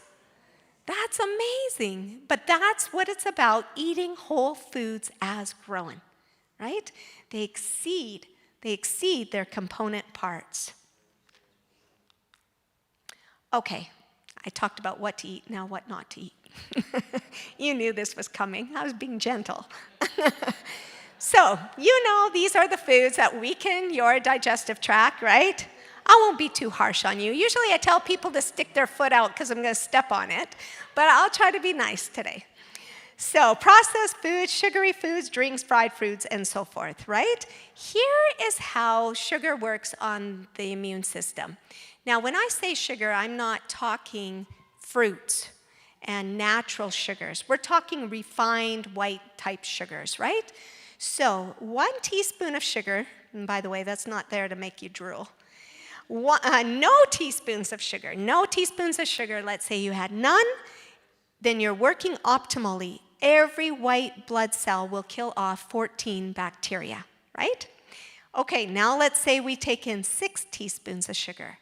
Now each of your white blood cells are able to kill off 6 bacteria. 12 teaspoons, 5.5 bacteria. So what do you think's happening here? The more sugar, the less of an immune system you have, right? At 24 teaspoons, each white blood cell can only kill off 1 bacteria. So what happens is the sugar immobilizes and paralyzes your white blood cells so they can't go out and fight for you. And this is why when we say sugar feeds cancer, well, it's more or less cancer prospers because you have no immune system to fight it, right? So that's what it's about. So getting the refined sugars out. Now, when you look at that and you say 24 teaspoons, wow, yeah, ooh, that's crazy. Who eats that, right? How much sugar do you think is in things? It's surprising. Any guesses how many teaspoons in a can of pop? About 10. Around 10 teaspoons of sugar in 1 can of pop. So if you're a pop drinker, it can add up very quickly, right? Ounce for ounce, ketchup has as much sugar as ice cream. Ounce for ounce, yeah. You have to read labels. They use sugar as a preservative. They use sugar as something that makes you crave their product. Even canned vegetables can have sugar. Frozen hash browns can have sugar. It's hiding in things we don't realize. Did you know Sifto's salt used to have sugar? Until the diabetics screamed at them, and then they pulled it out. They were caught. All right, so when you get sick and you get a cold or a flu, instead of running right away to the doctor and getting mad at them because they didn't give you a prescription because it was viral, right? Some of these things here can actually kill off viruses. And so these are a great natural option. By the way, if you ever take Cold FX, that's just ginseng, right? But elderberry and rhodiola and black cumin seed oil has had a lot of good properties labeled out to it. Good. Ever heard of NAC? Yeah, N-acetylcysteine. This is an amino acid, but it's a special one, especially good for respiratory and the lungs. Now, if they say I need a heavy metal detox for heavy metals, well, you've learned already chlorophyll, right, will help do that, as well as a number of other things. But NAC is the number one ingredient in all heavy metal detoxes. So if you need to detox of that, NAC. If you have x-rays, if you have scans, and you want to get that stuff out of your system after, NAC is the way to go. But NAC is very good for respiratory and lungs if you have pneumonia. And COVID was the big thing for it because it helped with the lungs. It'll actually heal and reverse lung damage. So that's the cool part about it. Works great for people who have asthma. It's excellent for people with a chronic cough and smokers, of course, although many times they want to take it and continue to smoke. It's not ideal. But if you're trying to quit smoking and get off smoking, it's always great to do NAC to clean your lungs out after as well. Now, NAC will actually stimulate your body to make something called glutathione, and glutathione is your body's strongest antioxidant. And so it can actually help protect you against some of these different diseases as well, as works as just a natural, nice, strong antioxidant. So that's the benefit of NAC. So during COVID, the big thing was a lot of people ended up with reactions to the COVID vaccination. Other ones have what they call long hauler COVID, and they're still dealing with it. And these are all due to what we would call protein spikes. This product here is the only one so far documented in the medical journal proving to remove spike proteins out of the blood. So if somebody is still suffering in some way from that, taking nattokinase is the way to get those protein spikes out. Now here's my concern. Have you heard of the rapid cancers that are happening? Cancer is very protein-based. And since COVID, we're having this rapid cancer thing taking off. Yes, we could sit here and say, should have had vaccine, shouldn't have vaccine, and so forth. But even if you caught COVID, you've still got those spikes, right? And so we kind of want to get those spikes out of our system because it is a protein which can feed the cancer. So if you have cancer cells, it can multiply them faster. And this is a reason why we're getting this rapid cancer thing taking off. So nattokinase could be your answer if you're struggling with that. The other thing is this nattokinase also is the one I mentioned can help lower blood pressure. So it's very well known for many, many years for cardiovascular health. It is a fermented soy product, but it does not contain soy. So even if you're allergic to soy, usually you do fine with this. And they've used it in Japan for many years. Yes, question? There is a blood test, I believe, but I'm not sure how to go about doing that. That's over the counter? No. Yeah, I don't know. Do you know how to go about it? A test for spike proteins. That's why I thought specialist or... Yes. I think, and some people are doing it out of the US, but in Canada it's trickier. Yeah. True. Yeah, if you're truly dealing with long hauler, COVID symptoms versus someone who just walks off the street. No, not for cancer. Exactly. No. Exactly. No. Exactly. Okay. And so this is another one that has worked hand in hand with the nattokinase called serrapeptase. And these two together, this is an enzyme that works like chelation therapy, actually cleans the blood and it'll remove like cysts and even works on tumors and breaking down things that should not be there. So nattokinase and serrapeptase, we put it together and it can actually help clean out the arteries of plaque. We've had people that are 70, 80, 90% blocked, couldn't have surgery, but they did these two together and it actually helped clear their arteries. How long? Oh, I'm not sure. I can't tell you that, sorry. But this is great for any inflammation in the body. So if you're struggling with a lot of inflammation, serrapeptase works at getting rid of inflammation. And so like the chronic sinusitis, if arthritis, any type of inflammation, this can work well. The only thing is because this let me back this up. Because this works at cleaning your blood like chelation therapy, it does not synthetically thin your blood like a blood thinner. So it never takes it beyond what it should, okay? It's just cleaning your blood. But if you're on a blood thinner, because this is cleaning your blood, then it can make your blood thinner too strong. So be careful not to take this until you talk to your doctor if you're on a blood thinner. But if you're not on blood thinners, these are totally safe. Bromelain, we talked about curcumin. Bromelain comes from pineapple. It's also a very good anti-inflammatory type of thing. So that always comes from pineapple. So that's another option to add in. Okay, so did you want that one too? Did I miss that? Sorry, I went too fast. Oh, I didn't go back, sorry.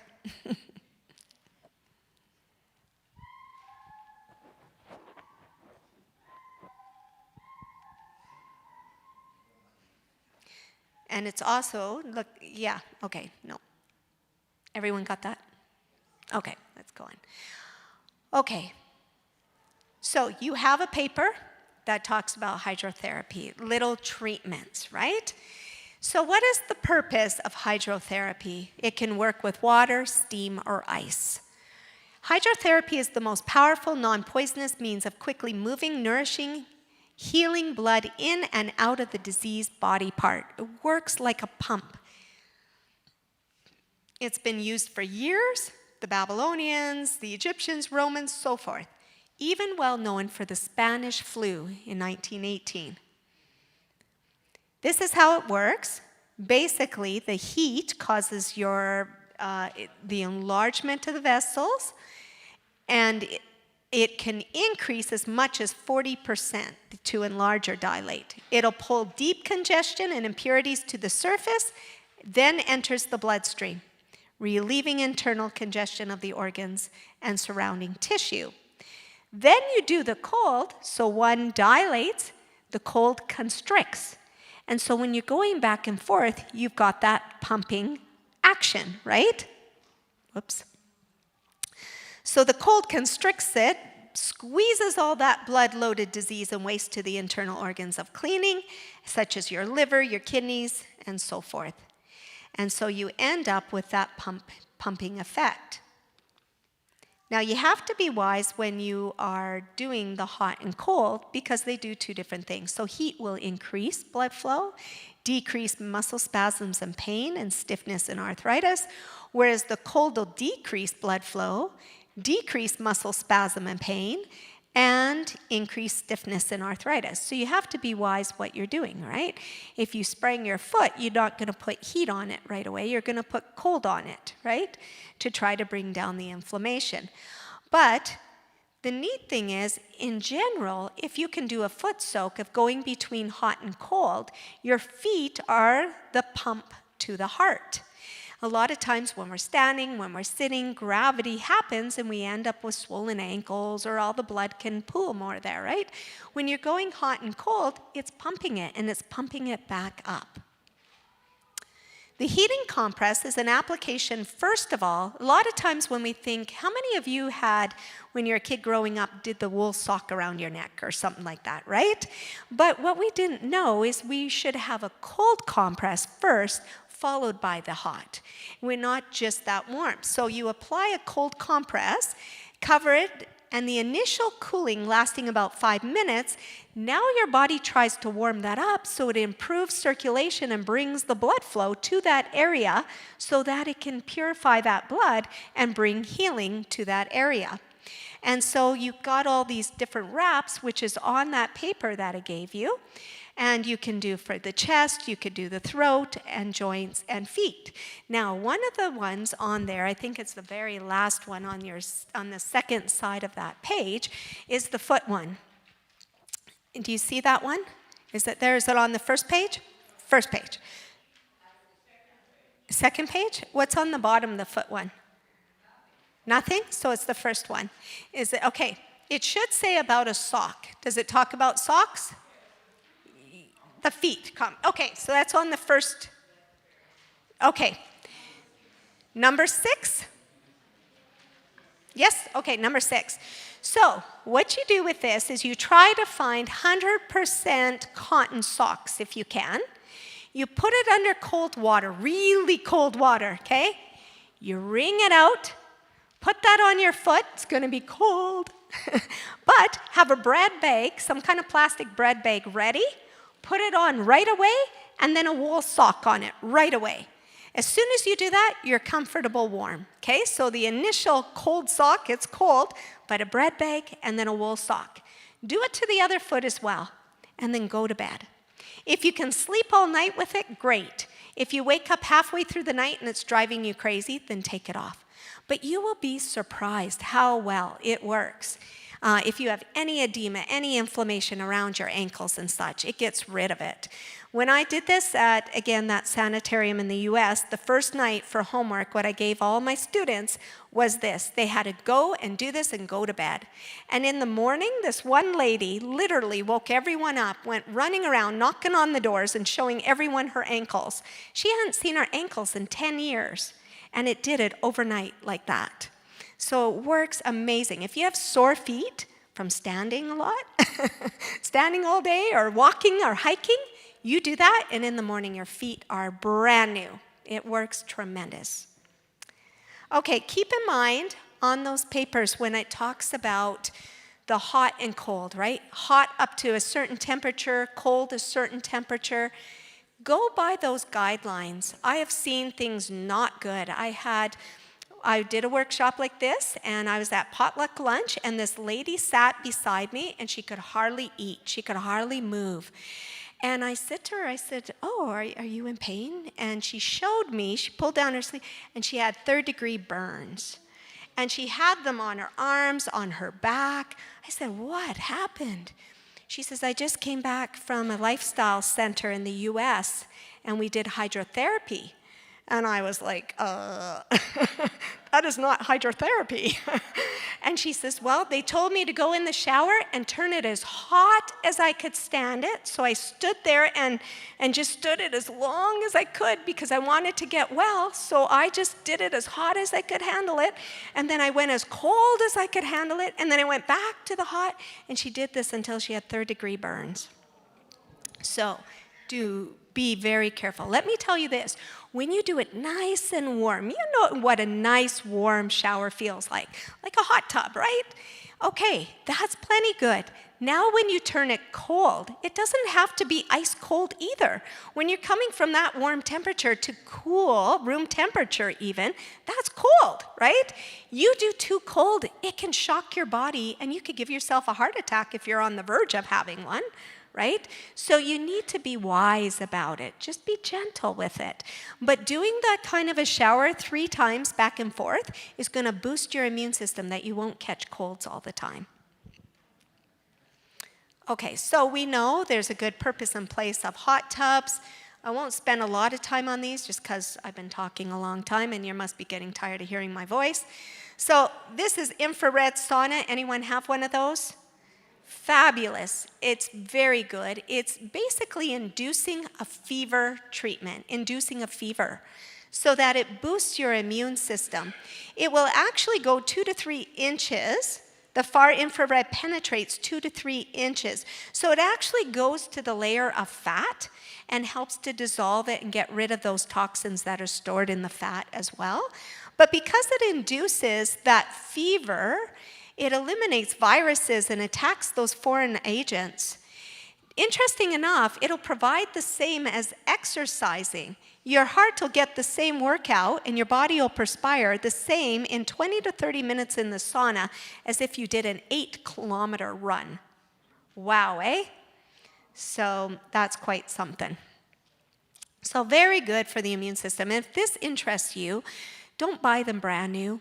You can find secondhand ones out there that people have hardly used. And do not get cedar wood.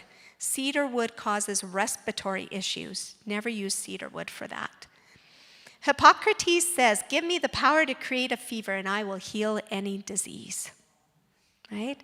So inducing that fever treatment, we can do it with water and we can do it with that infrared sauna. There's lots of ways to do it. By doing this fever treatment, your red blood cells will increase by 20 to 35%. Your white blood cells will increase 200 to 300%. So it shows how powerful it is on the immune system. So I want to show you, I am actually going to move on here. These are phagocytosis process where the killer cells are coming in and attacking, and they're eating the macrophages, in this case, are doing this. So the killer T cells, this is the neat one I want you to see. Do you see that center one? That is a cancer cell. This is your killer T cells moving in on that cancer cell. And then, by the way, these are actual pictures of this happening. I got this when I was down in the US at a sanitarium. The killer T cells attacking the cancer cell. Look what's happening to the cancer cell now, right? And there it is. It's left for nothing. You have the immune system. If you boost it up, you have the immune system to fight this, right? It's just a matter of taking care of our bodies, having ownership.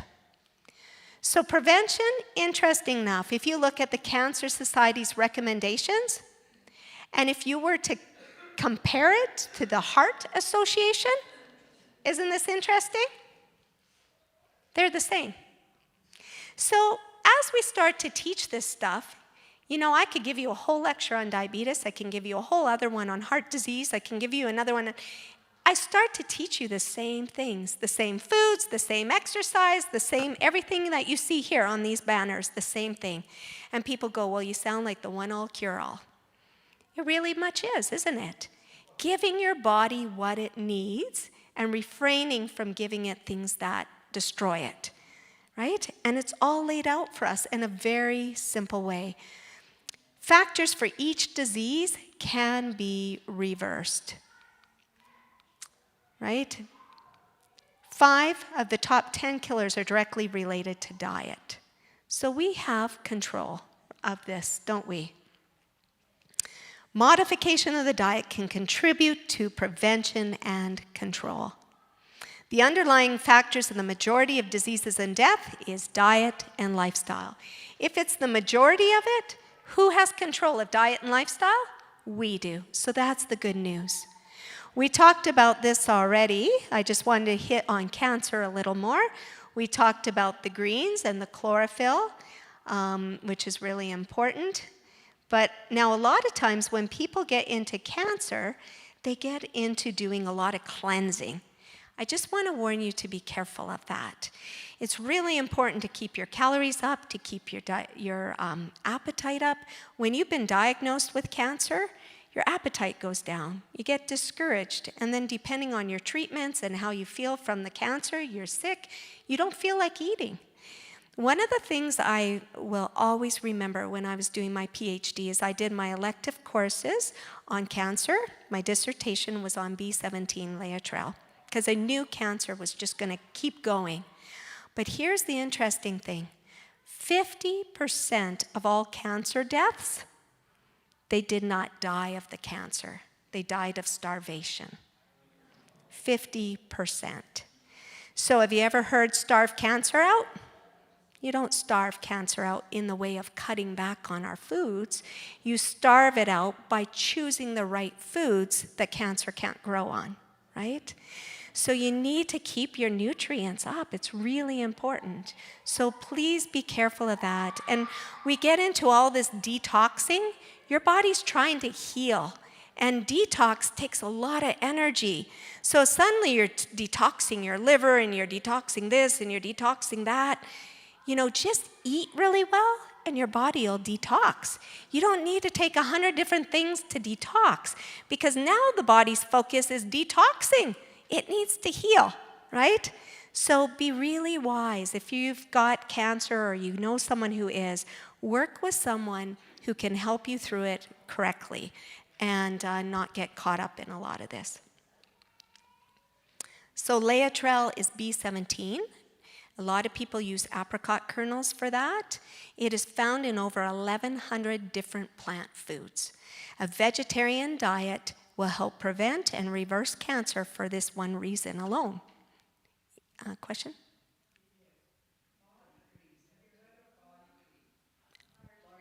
Oh, barley greens. Yes, exactly. Very good. Yep, that's the chlorophyll too.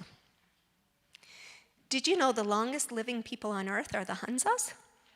And they eat Hunza Himalayan mountains. And they eat apricot kernels, and they're known for their Hunza bread, which is millet. Millet is one of your highest sources of B17. Isn't that cool? So apricot, all your seeds, see in the middle there, they dry them out. Any of your fruits that have seeds, what's Genesis 1:29? They give you every seed-bearing plant. Right? The seed has the nutrition to grow your plant. It's also the nutrition that we eat. And so any of these seeds have it, but your apricot kernels are your highest. Now you have to be careful when you're eating those though too, because they're very concentrated. So Health Canada say 5 a day is safe. Once you go over that, you just have to be really careful with that. In a nutshell, how does that work? B17 is known as selective chemo. It looks for an enzyme that is only found in a cancer cell. It's never found in a healthy cell. It finds it, hooks onto it, and it destroys it. Pretty cool, right? So salvestrols are this anti-cancer agent, and it works kind of similar to the Laetrile. So it's found in a number of our foods as well. And it also looks for a receptor site, a certain enzyme that is only in a cancer cell, hooks onto it, destroys it. So we have a number of foods that work like natural chemotherapeutic effects. So again, this is the enzyme it's looking for, that specific enzyme, and it'll destroy it. Onculin is another one I really like. This one is known as plant sterols. So again, the sterols from plant-based type foods. This one you would do in a supplement form though, and it can work like a natural chemotherapeutic thing. So these are all just options that if you're fighting cancer, there's lots of options you can do, okay? Sorry, did I go too fast? Okay. So, is everyone tired? Should I quit?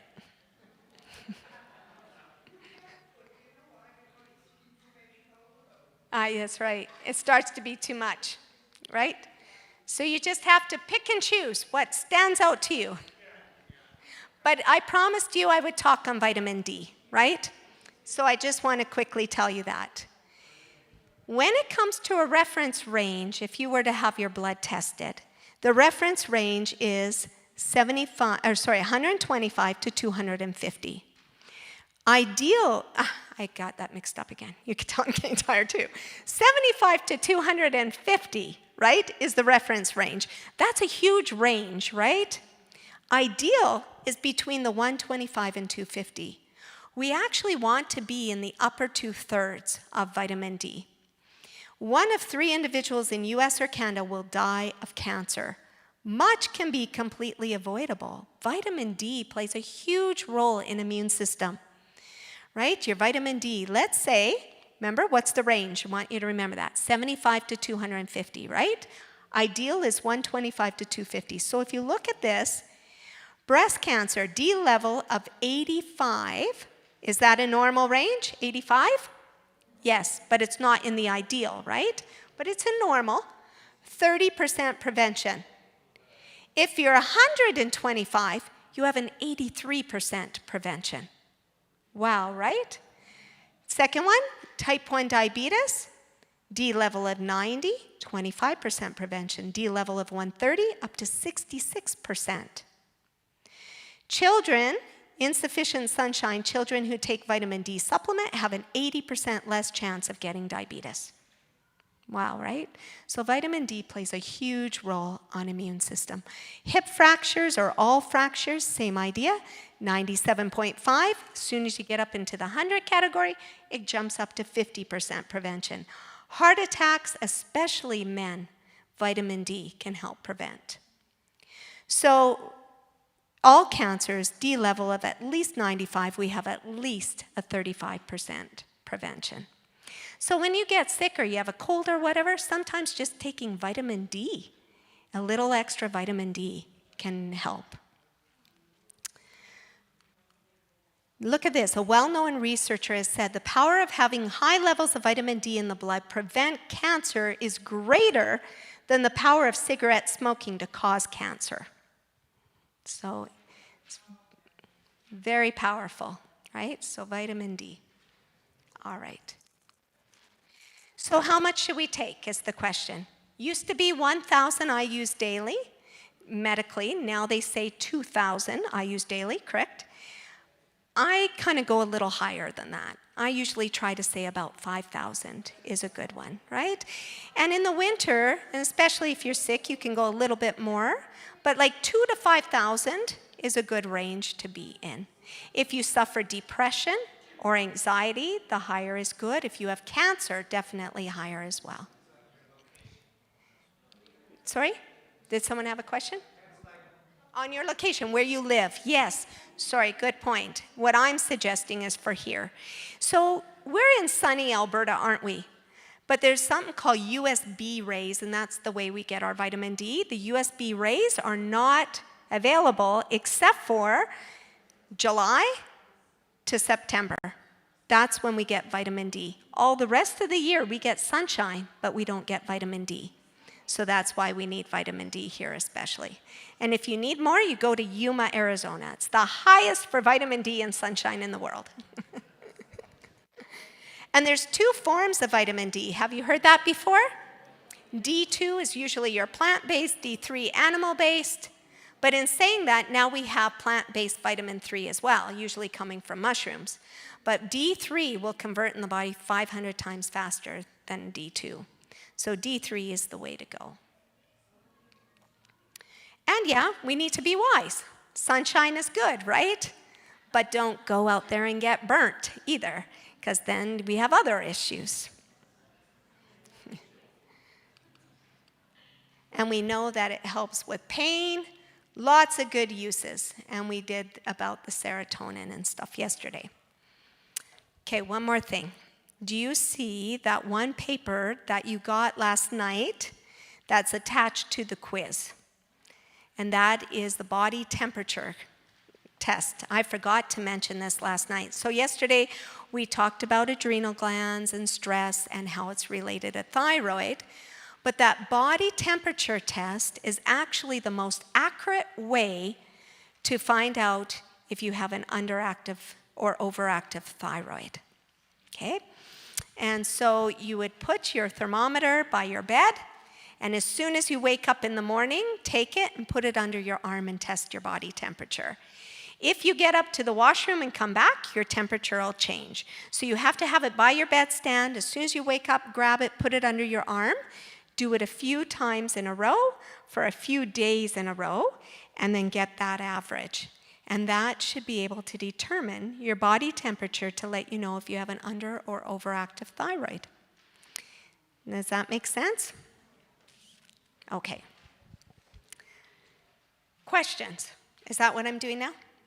Just go into it? Or do you want to do something else? Okay. The mics? Okay. Okay, I'll answer questions now, and I'm going to sit.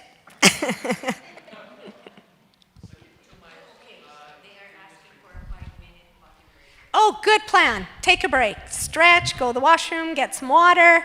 Good plan, good plan. Okay.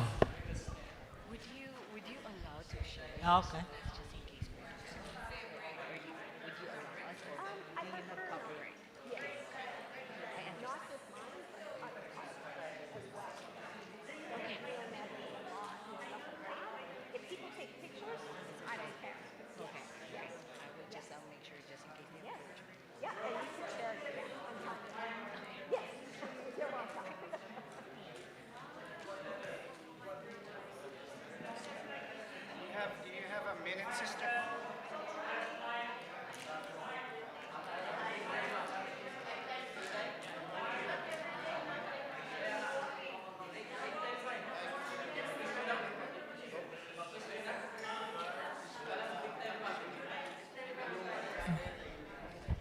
Break.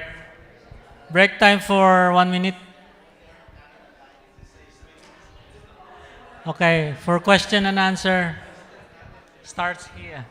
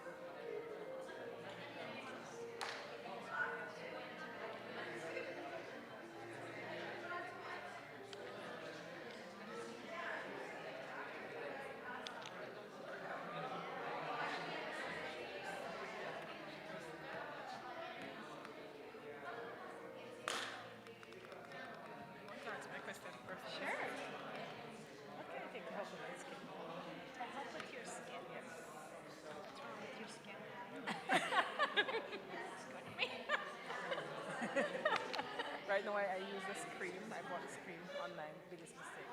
I cried to my face to try to help, and Yes. it broke up my neck. Like, yeah, and it's just itchy, itchy, itchy. Yeah, but that's not my problem. I just always wanted something to help my skin because that's what got me in trouble right now. Yes, By just to online make stuff. it better. A little better. So there is, remember I talked about that Rockogen, which they have a cream, and I love their cream. It's very nice.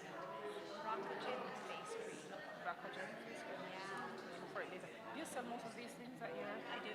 Yes. So you have to give me your card. Have my cards. I brought some things, not that unfortunately, but yeah, And how far away is your store? far ways.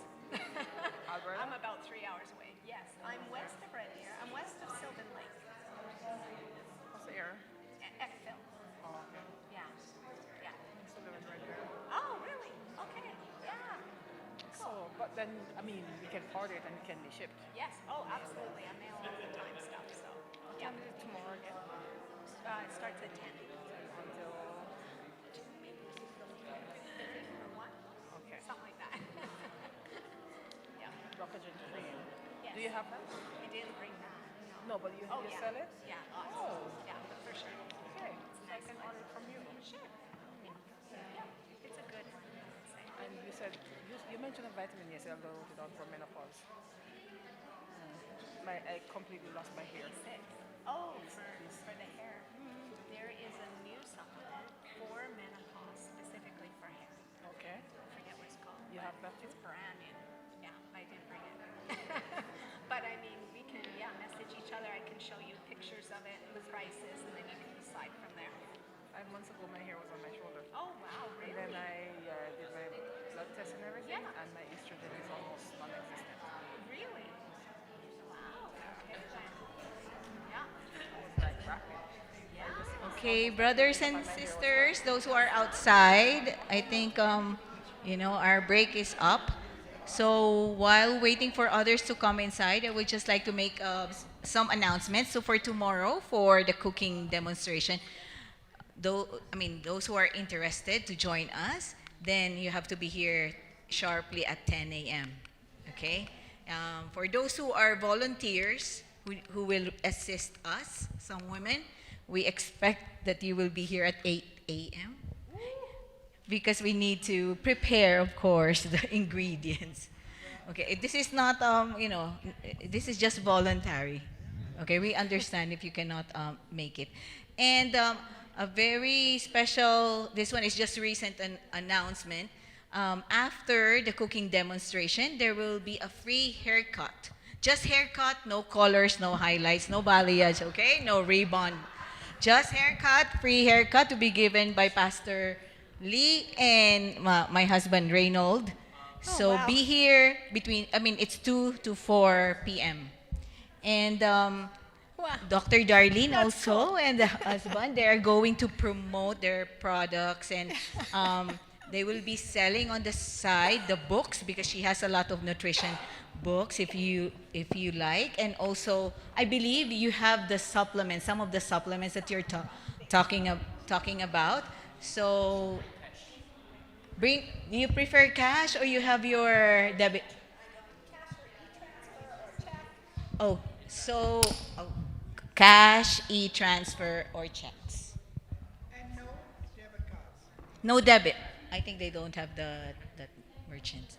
So can I start with the question?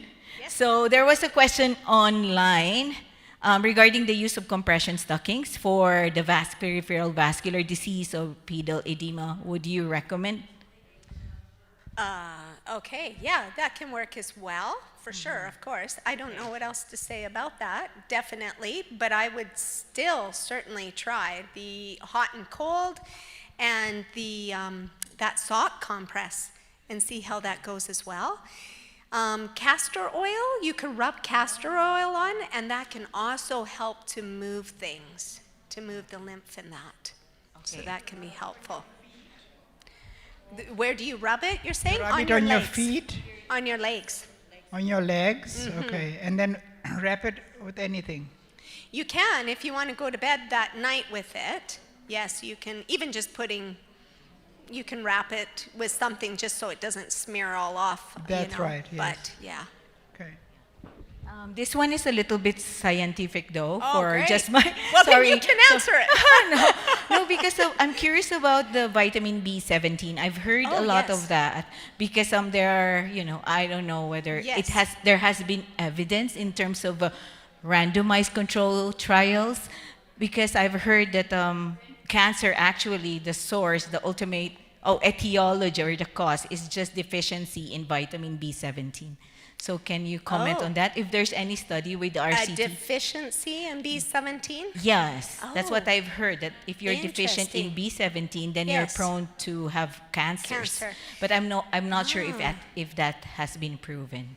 I don't know if that's been proven. So far, everything is always proving how it helps to kill off the cancer cells themselves. But as far as being lacking on it, it is interesting because apricot kernels are very bitter, and that bitterness is the laetrile. And that laetrile is in a lot of different foods when you have that bitterness. And nowadays, everyone wants that bitterness out. They don't want to eat that food because it's bitter, but that's your laetrile.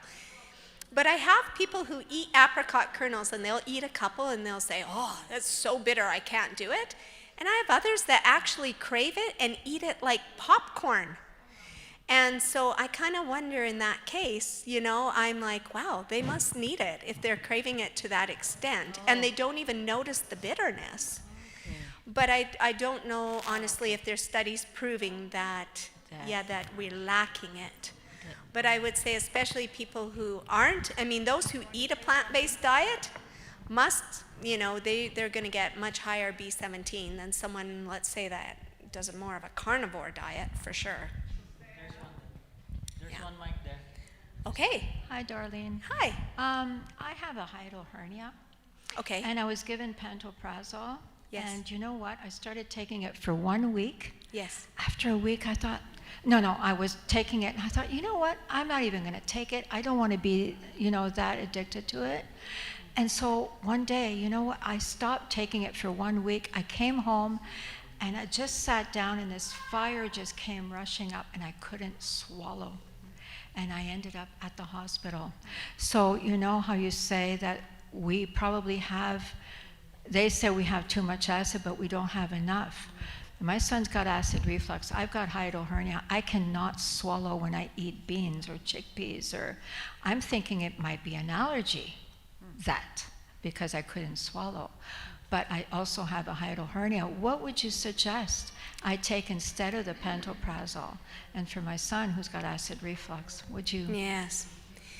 So you still have to find out if you truly have an under or overactive stomach acid, because that hernia, your ileocecal valve, can stay open due to that constantness, and it will react like a acid reflux, like too much acid, because that ileocecal valve is open. So it kind of goes into spasms. And so sometimes still having an underactive stomach will do that, and then any acid is always going to be coming up regardless, right? So it's about reversing that so that ileocecal valve will actually close. They won't operate. They're telling me my hiatal hernia is too small. To do surgery, you're saying? Yes, right, exactly. So, there's always things like if it is too acidic, you could try things like slippery elm. You could do powder, you could do capsules, you could do aloe vera, that juice, take that can that a help lot. with healing too. So, how do you feel when you do lemon water? I feel good. Yeah, see? I do feel good. But I do drink grape juice, and I don't know if that's a no-no. Well, it could be sugars in general can ferment because you already have that fermentation happening because of not enough acid, it doesn't break it down. So then you add those sugars and any proteins there, it'll actually ferment it. And that'll cause a bubbly brew on its own kind of thing. Okay. So it sounds like, it's hard to say for sure, but if you can handle lemon juice and lemon water and it's not upsetting your stomach, it makes me then question if you still have an underactive stomach. Okay. Yeah, and so Thank you. trying to take maybe some digestive enzymes and lemon juice regular or something like that and see how you feel and if that helps it. Awesome. Thank you Yeah. very much, darling. It can be a tricky thing to totally determine which way to go with it, right? Thank you. But yeah. Thanks very much. Thank you. Okay. I have a couple of comments. When you were talking about fresh air, I had heard, it was during COVID, and it was actually our doctors did a kind of a seminar. And one of them reported that when we walked through, they had done a research project in Japan, and they found it statistically significant. And they said that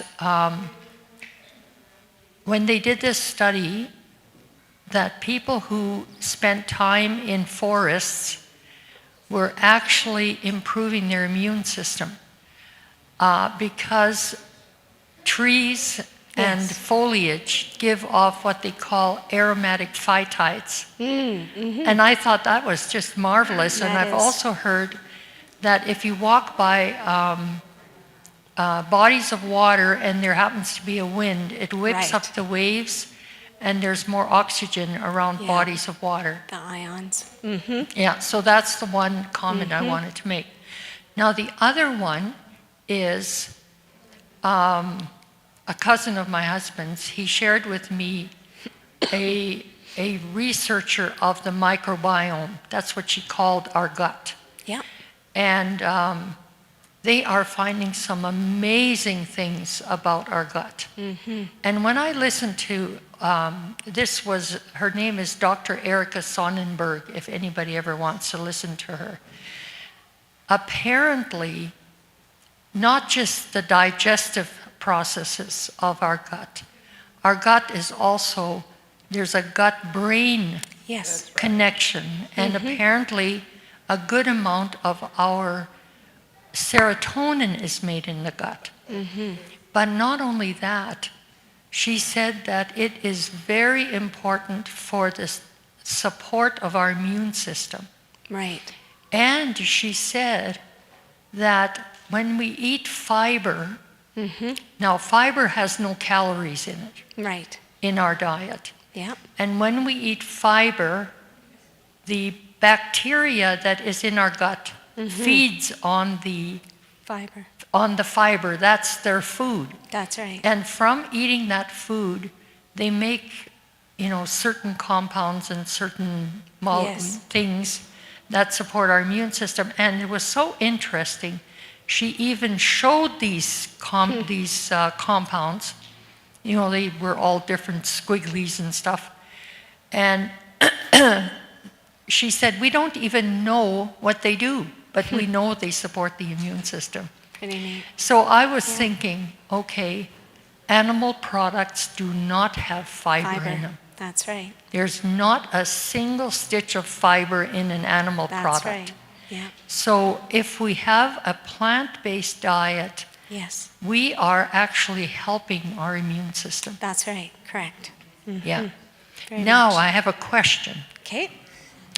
And this has kind of come up just recently, that seed oils are supposed to be really bad. Now, seed oils I know are high in omega-6s. Yes. And yet, I know that omega-6s are an essential fatty acid. We have to get it from our diet. We need it. So I did a little more research, and apparently the best ratio of omega-6s to omega-3s is 4 parts omega-6 to 1 part omega-3.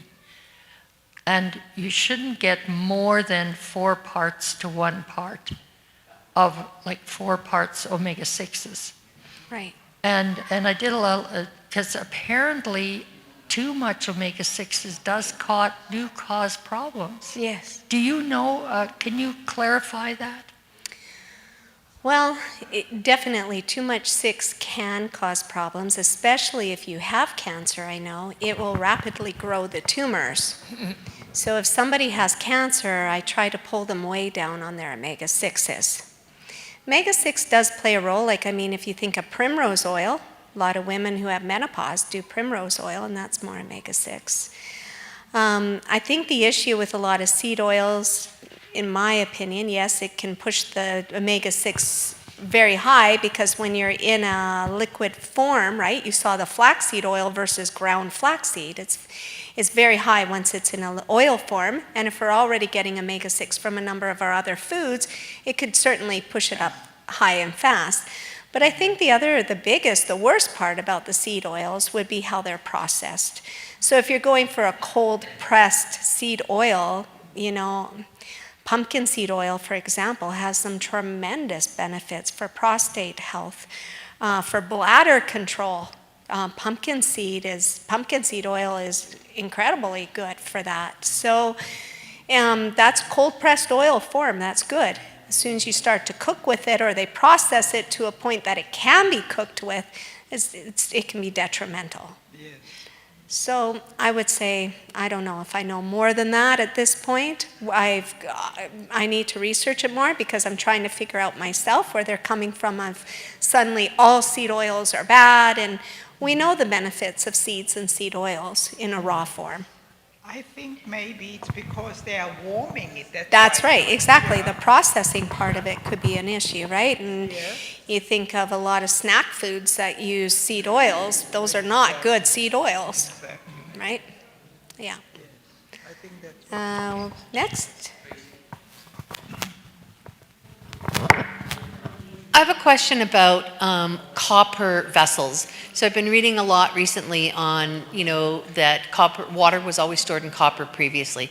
So I got hooked, and I've ordered myself some copper bottles, and now I'm like, now I need to find out, am I sold in the right direction here? Did I waste my money? And the push on it is that it is a solid copper, 99% copper water bottle, and that you fill it up at night, let it sit overnight in the copper bottle, and that you drink it the next day. What is your, because then I also read some stuff about, but then you can get too much copper leaching in it. So what do you know about that? Oh my, you guys have quite the questions. What happened to simple here? Okay, when it comes to copper, that's another one I'm trying to get my head around, to be honest. I used to deal with more people having too much copper in their system from copper piping in their kitchen, and things like that was an issue.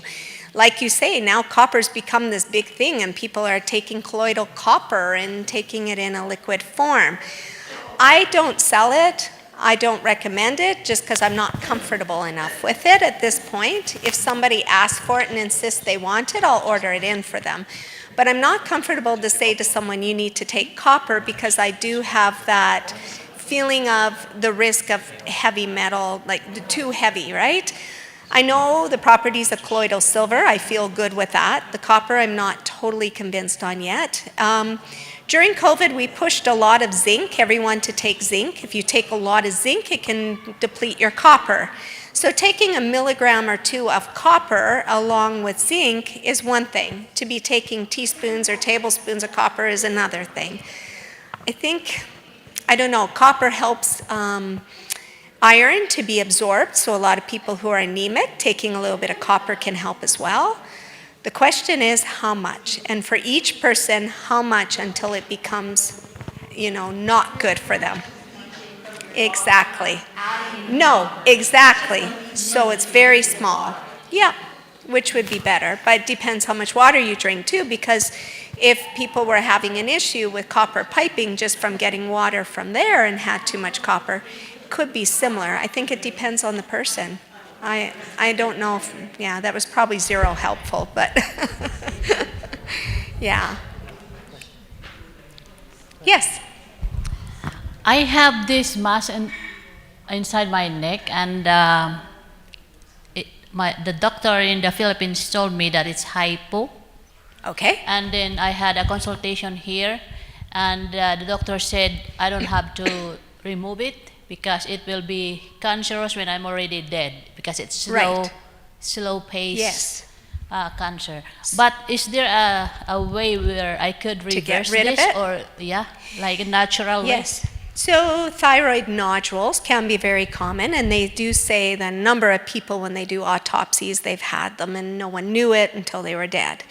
It could take off, it could grow fast on you, and it might stay really slow, and they just monitor it every year, right? And something like only 5% is cancerous. But you do want to make, kind of monitor it and make sure of that. I did a lot of research on thyroid and thyroid nodules. One of the things to kind of watch for is if you have food sensitivities, and if you could have something called Hashimoto's, where the body's actually attacking the thyroid. And the same way as you get rheumatoid arthritis or something like that, where the body's attacking itself, it happens to attack the thyroid, right? And that's Hashimoto's. Anyone that has Hashimoto's will usually end up with nodules, and they are at the higher risk of it turning to cancer. So first of all, I would, if you have an underactive thyroid, you want to make sure that you're treating that. So yeah, a lot of times we do Synthroid or give it some kind of a hormone to be able to, because your thyroid's not producing enough. But as mentioned last night, you want to also nourish your thyroid. So selenium and iodine and things like that to nourish your thyroid so that you can target it to stimulate it to work and produce its own hormone. So that would be number one, to make sure you're up to where you need to be. Now again, with thyroid, there's quite a range. I mean, what is the range again? 0.25 or less, right up to like 6 or something like that. That's a huge range. We want to be around 2.3, 2.4. So even if you're at 4 and the doctor says, oh, you're within normal range, you could still be having an underactive thyroid. So try to get it around the 2.4, 2.5 if you can, idea, and get your thyroid working well. To get rid of the actual little nodule, what can you do? Well, up to this point, I've always said I had no idea what to do. There's really nothing that seems to be doing it. However, in saying that, I have now found what has worked is castor oil. And castor oil is breaking that down. So you can just each night put castor oil very liberally on with some kind of a pack or something to cover it so that it's on for at least 4 hours. And a number of them, it's breaking down. I have a lady that has thyroid cancer, a really bad thyroid cancer, and it's also in her lungs. And her neck is just protruding. And she came to me straight from the hospital. They walked in and they kind of said, this is the cancer you have. She didn't even know she had cancer. You have this cancer, and we give you 5 months. We'll set you up for hospice care. And she was just like, whoa. And so she came to me and she says, they're doing nothing for me. Right now I can hardly breathe. I can't even swallow. And they've kind of said, well, it won't be a pretty death. And that's kind of it. So we started the castor oil. She could hardly talk. She was just, And a week later, she called me on the phone, and her voice was crystal clear. And she put on the compresses, and it's still swollen. She has her good days and bad days, because the cancer's still there.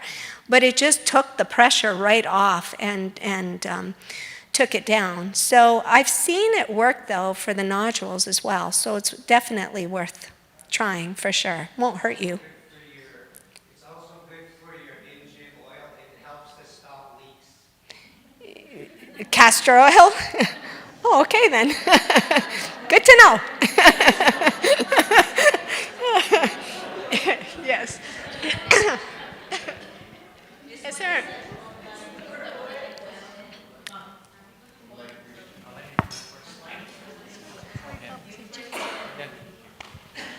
Okay, it's a very...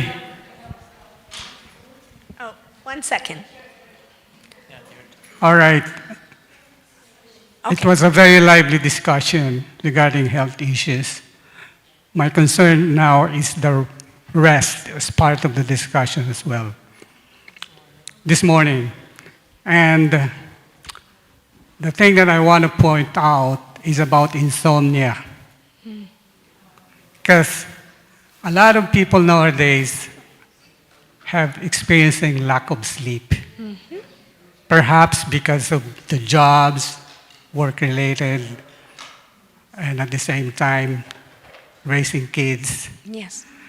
And I experienced that after 5 hours of sleep, when I woke up early in the morning, it's very difficult for me to get back to sleep.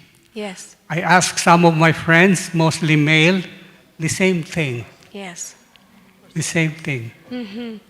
I don't know, my wife, I asked my wife, she has no problem at all. And my friends, they have no problem at all, those friends. Yeah. But for men, after 5 hours, 4 hours of sleep, they Yes. can't sleep. Yes. They have difficulty getting Very back common. to sleep. It is very common. She sleeps well because she knows you're taking care of all the worries. I agree. I mean, there's no point in her staying awake too, right? I agree, but when, hold on for a sec, but when we answer the questionnaires, Yes. I have less stress than her. Right. Yes, this is true. That's why I wonder why I can't sleep after Yes. 5 hours of sleep. You're right. It has become very, very prevalent. I have a lot of people coming in asking for sleeping aids and what to do. So yes, our world has gotten to that point that is just crazy and our minds never shut off, right? And so there's a couple of things, you can take naturally to try to calm down the mind. Some people take GABA, which is natural to the brain on the relaxation response. Lemon balm you can make into a tea. Some people do ashwagandha to help with, to lower the cortisol, and then they take it at night, and that can help relax them. So there are some of those things. But this is a question I always ask people is, do you have muscle cramps in the evenings? Do you ever get muscle cramps? What's that? Before. I used to have muscle cramps before. Before, but not anymore? Yeah, because my doctor prescribed me B12 B12. supplement. Okay, and that helps. It helps. Well, a lot of people have restless legs in the evenings, or they get a lot of muscle cramps. And of course, we always think magnesium because we burn a lot of magnesium from stress, so taking magnesium can help. But a big one is calcium. Calcium absorbs only while you sleep. So in the evenings and nighttime, that is when you get those muscle cramps because it's trying to absorb that calcium and you don't have it. And if you lack calcium, you'll wake up at 2, 3 in the morning and have a hard time going back to sleep. You'll get insomnia because you're low in calcium. And so sometimes taking a plant-based liquid, calcium magnesium at night, can help you sleep better. So that's a thought. Just never take calcium carbonate. Calcium carbonate is like chalk and it stores in your arteries, so always do a citrate or something of that sort. Yeah. Okay, in front. She's been very patient here.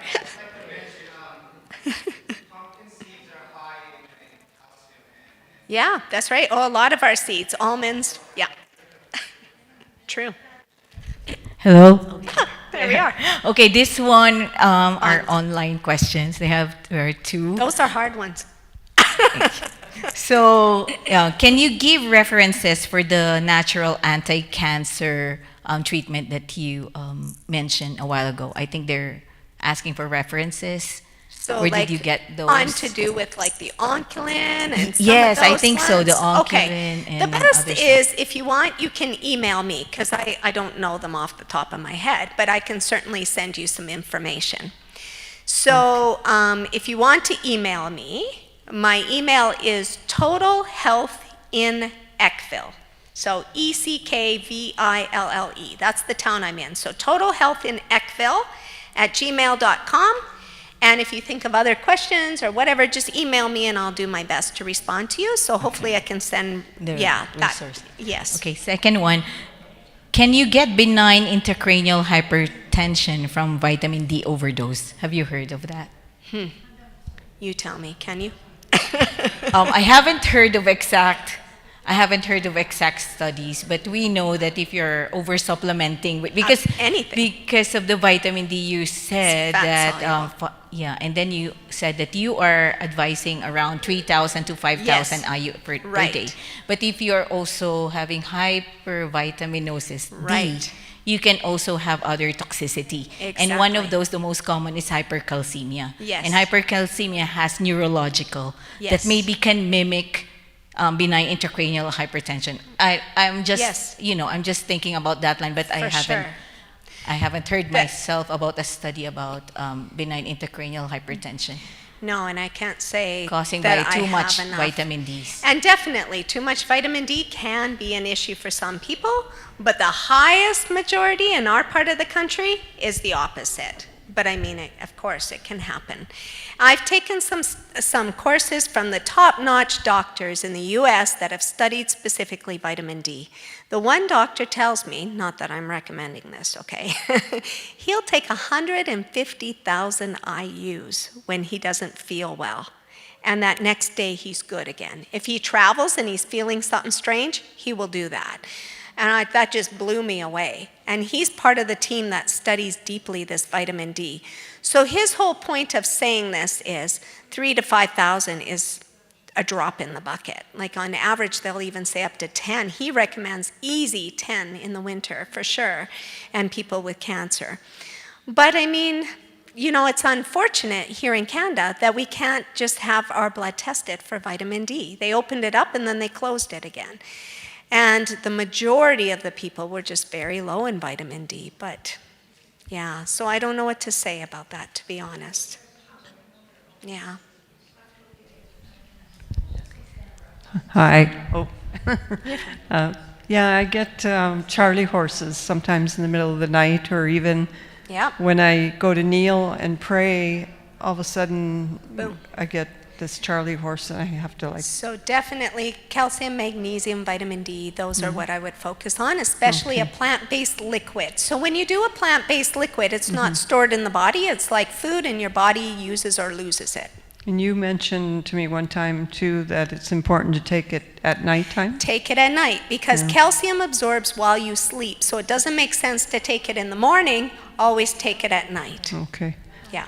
And the one thing that, just if this is helpful to anyone, if I look at my phone past 8:30 at night, then I'm not going to get to sleep until midnight. 12, 1 o'clock in the morning, Exactly. and then I don't do well on lack of sleep. Yeah. I just like it stimulates the brain without us even really realizing it. We're kind of like, we're going through it half asleep, but it's actually stimulating your brain. Yeah, you're not relaxing. Yeah. So, she wants to. She has one more, sorry. Do you have time for one more? I hope so. Before I fall asleep. Oh, great. We're putting it's way her to past sleep. my bedtime, Okay, dear. So anyways, I had an operation. After the operation, I got clogged up and I lost like 30 pounds. Ooh. And I'm not hungry. I'm just not hungry. I don't know what to do. I don't know what to do about it. So your stomach shrunk otherwise. So you need to kind of just get it going again. Just slowly increase, little bits of food, like a little bit more each time. Stick to your 3 meals a day. What you eat needs to count as good, right? Make sure that's only good. It's kind of like someone who's anorexic, and then we're trying to get them back into eating. So you just have to be careful, and you have to know that like fruits and vegetables are fastest digestion, beans, high fiber. Fats are always going to take the longest. So just kind of be easy with the fats more, and just kind of slowly, but don't get into the small little mini meals. That's not going to help you. Stick with your 3 meals and then just try to increase. I can't eat very much. I have a smoothie in the morning, maybe. So then just pack it good with good nutrients. Oh, I do. Yeah, I do. so That then I that's do. good, That I for do. sure. Okay, thanks. Yes. Thank you. Yes. Does character and temper is related to the blood pressure? For example, a high blood pressure person has more hyper aggressive character, or low blood pressure person has a very low or easy to depress. Because I'm very low blood pressure, because usually I go by 52, 100 or 90. Yes. So my emotion is always like calm, very low, driving onto the ground. So that's my case. So yes. So you're thinking like energy-wise, is low as well? Not really. You Not seem energy, very it's energetic. blood pressure, yeah.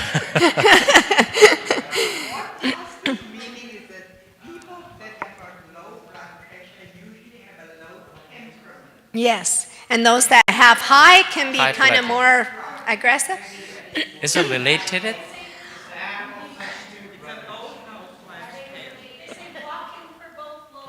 Yes, we'll balance it. This is true.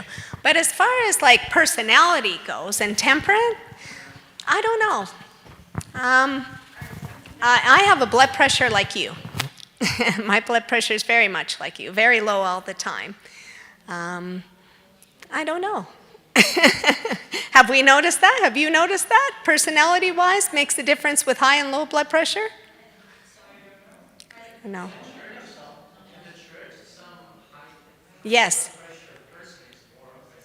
Well, I guess it depends what's causing it, right? Because if you're highly stressed and that makes your blood pressure go up, a highly stressed person will be more agitated and aggressive, and because they just got so much going too, right? But yes, that's true.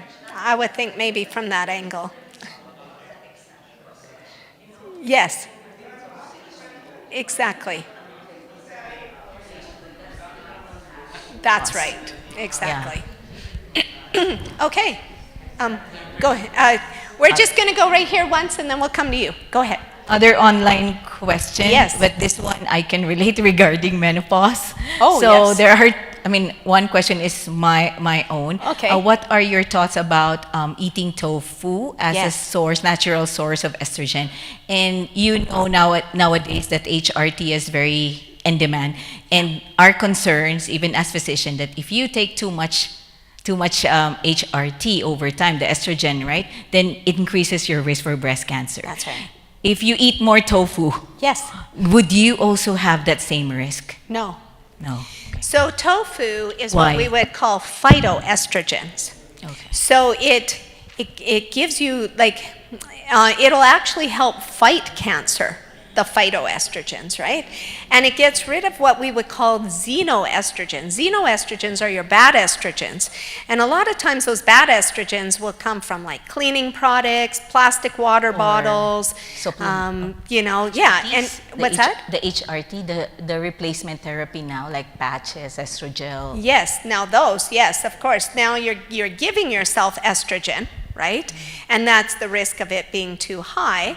The whole purpose of menopause is to lower estrogen so that we can get through it without cancer at that point. But if we don't like a lot of the symptoms that come with it while we go through that. And so then we end up on this hormone therapy to raise our estrogen levels so that we don't have to deal with the symptoms, but then now we increase our risk for the cancers. Mm-hmm. And so if we things like tofu or soy, what I'm saying is that'll give you your phytoestrogens, which will help you fight cancer, but it'll also help you get through those symptoms, and it'll get rid of the bad estrogens that create the cancers. Yeah, which are the xenoestrogens. And any natural means to fight hot flushes? Yes, sage. So you can take sage in capsules. Just plain sage capsules. Some do the tea, but you get sick of that every day. There's something called clary sage, which you can get in an oil, an essential oil, and you can just kind of rub it, on parts of your arms and so forth, and that can help, or your wrists. But sage capsules can help with hot flashes, very much so. There's also something called dim. I don't know if you've ever heard of dim. Dim comes from more cruciferous type vegetables. And dim you can take in a capsule form, and it'll actually help you metabolize your estrogen and get rid of the bad estrogens. So dim is a really great thing, especially if people have, they're dealing with fibroids or polyps or things like that, where you're ending up with too much estrogen. Yeah. Okay, bunch of hands over here. Way back there first. Yes. First of all, I want to thank you for coming and sharing all of this You're very welcome. Thank you for having information me. to us. Thank you very much. Thank you. It's good to know that tofu is good. Yes, that's and right. there's Hey? no, I know. because I always eat tofu. Me too. Okay. Now, my question is, because I'm not sure if this is normal for vegetarian. Okay. Because in the morning, when I get up in the morning, my tummy is always saying, crook, crook, crook. And then I have to release a gas. Do I need to be concerned with that, or is that normal? Well, do you live with people? Might be a concern for them. So it's when you first wake up in the morning? No. Or after you eat breakfast? After I woke up in the morning. Oh, yeah? Yeah. As soon as you wake up? Yes. It's just the movement, I guess, that's happening. Drink some water. Yeah. Or is that a gas or what? In your maybe it's saying breakfast. So no. Waiting for me to eat? Yes, I think so.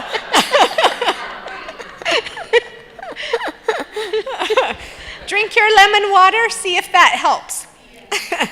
Okay. Yes. Oh, 1 sec. What's that? Oh. I have. Gas or what? No? I'm not sure. If you're only hearing gurgling in your stomach and nothing further, it's hard to say. Okay, who's next? Orange. Oh. Orange. Her name is Orange. Oh, Orange, that's me. You were talking about tofu. I was wondering about stripples. Is it is that processed? It's very processed. Probably out of all the veggie meat, stripples is the worst. Really? It's loaded. The worst part is the red dye, lots of red dye, and lots of preservatives, which is unfortunate. Okay. No. Yes, Okay. unfortunate. Yeah. It tastes good, but all right. if you really like kind of that veggie bacon idea, yeah, there's Light Life, which you can buy at Superstore. It's a bit salty for sure, but it's really nice tasting. Oh. Yeah. What's that? Light Life. That's the brand, Light Life, yes. And they don't use preservatives, which is nice, but it's salty. It's high sodium is the only thing, but if you're eating it, so is Stripples. But it's way healthier than Stripples. Yeah. Also, I have another question regarding coffee and chocolate. Uh-oh. Okay. I mean, I know it's full Yes. of caffeine, right? But how does caffeine affect a person? Is it? Many ways. It can affect your heart rate. It can affect your nervous system, brain health, make you irritable, make you, there's a number of things that can pull out your calcium, pull out your B vitamins. It's just harder on your adrenal glands. Okay. So if you're going to do chocolate, do raw cacao. Raw cacao powder, it's less than 5% caffeine. Okay. And it's the fermentation and that of the actual chocolate that develops this. So raw cacao is the way to go. So is carob Or powder? carob. Carob's excellent. Carob Okay. is high in your calcium, high in your B vitamins, opposite of what chocolate is. Okay. All Yeah. right. That's Yeah. good. Thank you. Okay, pink is, no, not pink yet, sorry, black. Yeah, Next. I have that rare disease, the hemolytic blood disease, Oh, or okay. hereditary spherocytosis. Yes. And so I don't have tolerance on direct sunlight. Yes. It's actually the reason why we migrated to Canada. Yes. And 3 of my 4 children have the same situation. Okay. And so as I learned from today that green leaf are a good source of nutrition for our hemoglobin. What is, sorry? Hemoglobin, to increase our hemoglobin. Yeah. What is though good for it? The you said? green leafy vegetables. Oh yes, okay, yep, Yeah, yep. I've seen in the slide. So Yep. are there juices as well for increasing our hemoglobin count? Yes, well you can take even just chlorophyll liquid. Chlorophyll liquid. Yep, you can take just chlorophyll liquid and add it to your water. And that's a pure source that way. Potent, pure source of it. Yes. Is it available in your store? Yes. Yeah, any health food store actually should have it. Thank yes. you. So are you able to take vitamin D, or does that make you not well? I was actually given that prescription. For D? Yeah. Yeah, and you do okay on it? Because I work in the construction. Yes. Oh, wow. And yeah, so I'm exposed to so much sunlight. I know, so much for moving to Canada. Yeah. You get the sun. So I think, but still, I don't have the normal red blood count because any stressor would lower our count, and so we need transfusion of red blood cells. Got it. Okay. So yeah, that would help the chlorophyll juice. Thanks. Yes, for sure. And this is the thing too when it comes to vitamin D. This is another thought. Some autoimmune diseases don't do well with vitamin D, so you have to watch that. My husband actually, he has sarcoidosis. He has cardiac sarcoidosis. It's an autoimmune disease, and he cannot take vitamin D or calcium. So you do have to know for your own personal situations too, right? Like I'm talking generally, so just be aware of your own personal situations too. Yes? Yes. What can you say about something like, I cannot take any vitamins. Every time I take vitamins, after 3 days, I'm going to have a blister. Okay. And I do not stop taking vitamins, any vitamins. Yes. It will continue. To do that. Yeah. They're too synthetic for you. They're too synthetic for you, and your body's reacting to it. So if you're going to take any, make sure that it's coming from like plant-based foods. So there are some supplements that are made from raw foods. You could try that. Like if you're focusing on a men's multi, for example, there's something called Mega Foods, which is just raw foods put together into a supplement. You could do liquid. There's some liquid good ones. Like if you did liquid chlorophyll, you should be fine with that, I would think. You know, if we're talking calcium, magnesium, again, a plant-based source liquid, you'd probably do better with it than the pill form of the synthetic type ones. That would be my guess. Okay, thank you. Yeah, you're welcome. Okay. I don't take any vitamins. Well, maybe even you back don't home. need to. This is true too. You know, like I'm not a person to be pushing a lot of multivitamins and such. I rather focus in on what exactly you might need and take that if you need. So again, just like medications have their purpose in place, supplements have their purpose in place, right? We can overdose on supplements too. So yeah. Okay, it's finally your turn. I'm just curious about mushrooms. Yes. Especially cultured mushrooms. Okay. Yeah, like some of the special ones like lion's mane yes, and some of those? Yeah. Yes. How good are they? So to my understanding, they're very good. So regular mushrooms do have some nutrients to them. My only concern is when somebody has cancer, I pull them off of mushrooms because cancer is very fungus based. Okay. And so I say no mushrooms, no corn. Corn is a natural fungal food, so I'll pull them off that. Peanuts, because of the fungus, so more almond butter instead of peanut butter. What else do I do? Mainly, I think those are the main ones. So peanuts, mushrooms, corn, yes. So those kind of mushrooms are different. They're not medicinal, right? Okay. And most of us do not get, what do I want to say? Most of us have too much fungus in our body today. And this is another reason for cancers. So one of the things I mentioned was selva-straw, which came from some strawberries and some of those fruits and foods. That is a type of an antifungal agent, not one that if you have fungus toenails or something, it doesn't work for that. It's a specific fungus in cancer. So we get antifungal agents in our bodies to fight this from the plants that we eat. The problem is most of the plants are sprayed now with antifungal agents. And because it's sprayed, the fruit and vegetables don't produce a natural antifungal agent. The second time they spray them is as they are ripening, they spray them again. Now they're picking them, and normally they would develop that antifungal agent as it naturally ripens, okay? But because they're spraying them and then they're picking them green, we're not getting antifungal agents anymore, right? So that becomes an issue. So we're getting like candida and other issues from too much fungus. So we do have to watch how much mushrooms we consume for that reason. Now the medicinal mushrooms are totally different. So those ones would be lion's mane, and they've proven, people have told me they work amazing for cognitive function and that. Turkey tail is one that's good for cancer. There's some that are good for immune system and energy. Those are different. Yes, so they have good properties to them. What if we have fibroids? Do they? Fibroids? I don't think it would affect. Yes. Thank you. Yeah, no problem. So fibroids, let me just say, that serapeptase I mentioned, that'll break down and get rid of fibroids.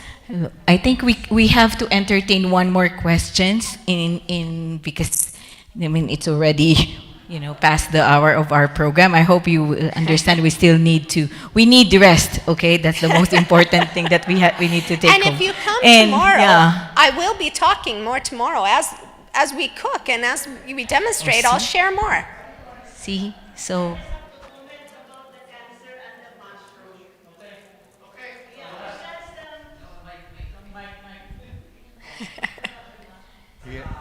because my sister just died 2 years ago with a duodenum cancer. And she cultured mushrooms. She's culturing lion's mane mushrooms and oyster mushrooms. And we don't use any chemicals it's really natural. Yes. And she already finished the 8 chemos. And we were thinking that she will survive. But, in an instant, we didn't expect it, that she will pass away. So I was just thinking that I think, since she just finished chemo, she doesn't have the antibodies to fight for the fungus that when she goes to the mushroom house, she always goes there, even though she is using a mask like that. But I think she got an infection from there, whatever it is. So although, hard to say. Yeah, it's very difficult to say. It is. So anyway, I like the lion's mane though because it's medicinal. That's the one that she really cultured, and the oyster.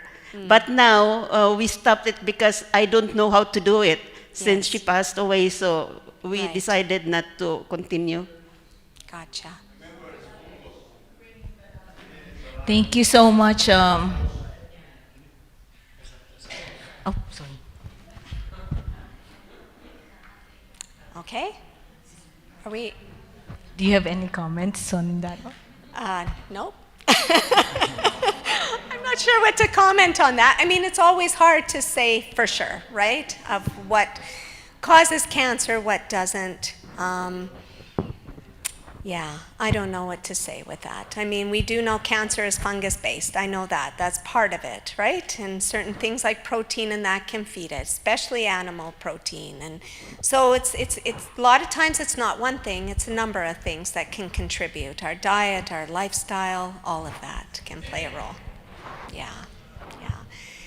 Thank you so much, Dr. Darlene, for that extensive, comprehensive health lecture since last night, this morning, and this afternoon. I really think that we are all empowered, right? I know it could be sometimes the information has been too much and overwhelming, but there will always be a lot of seeds that's planted in your heart, in your mind, that you will go home and you will think about it. And if there's a lot more questions, of course, you can always contact her. She has her email, and this time will be a motivation for everyone to come back again tomorrow for the cooking demo, because you can ask more questions. So the time tomorrow, again, 10 a.m., for those who are interested to join us for the cooking demo. For those who are volunteers, you have to be here by 8 to 8:30 a.m. to help us prepare for all the ingredients. And there will be a free haircut from 2 to 4 p.m. tomorrow. Just haircut, okay? Yeah. So thank you so much again in behalf of the Health Ministry Department of Okotoks SDA Adventist Church. We cannot thank you enough for all the things that you have shared, and we are always praying that God will continue to bless your ministry. So, yes. So I would like to invite Pastor Lee for the closing remarks and closing prayer. Thanks so much, Dr. Okay. Somebody asked why church running this health expo, health seminar. Somebody questioned to me. So my biblical answer was based on what Jesus Christ ministry. Jesus Christ never come to us as a theologian alone. He has come to us as a healer first.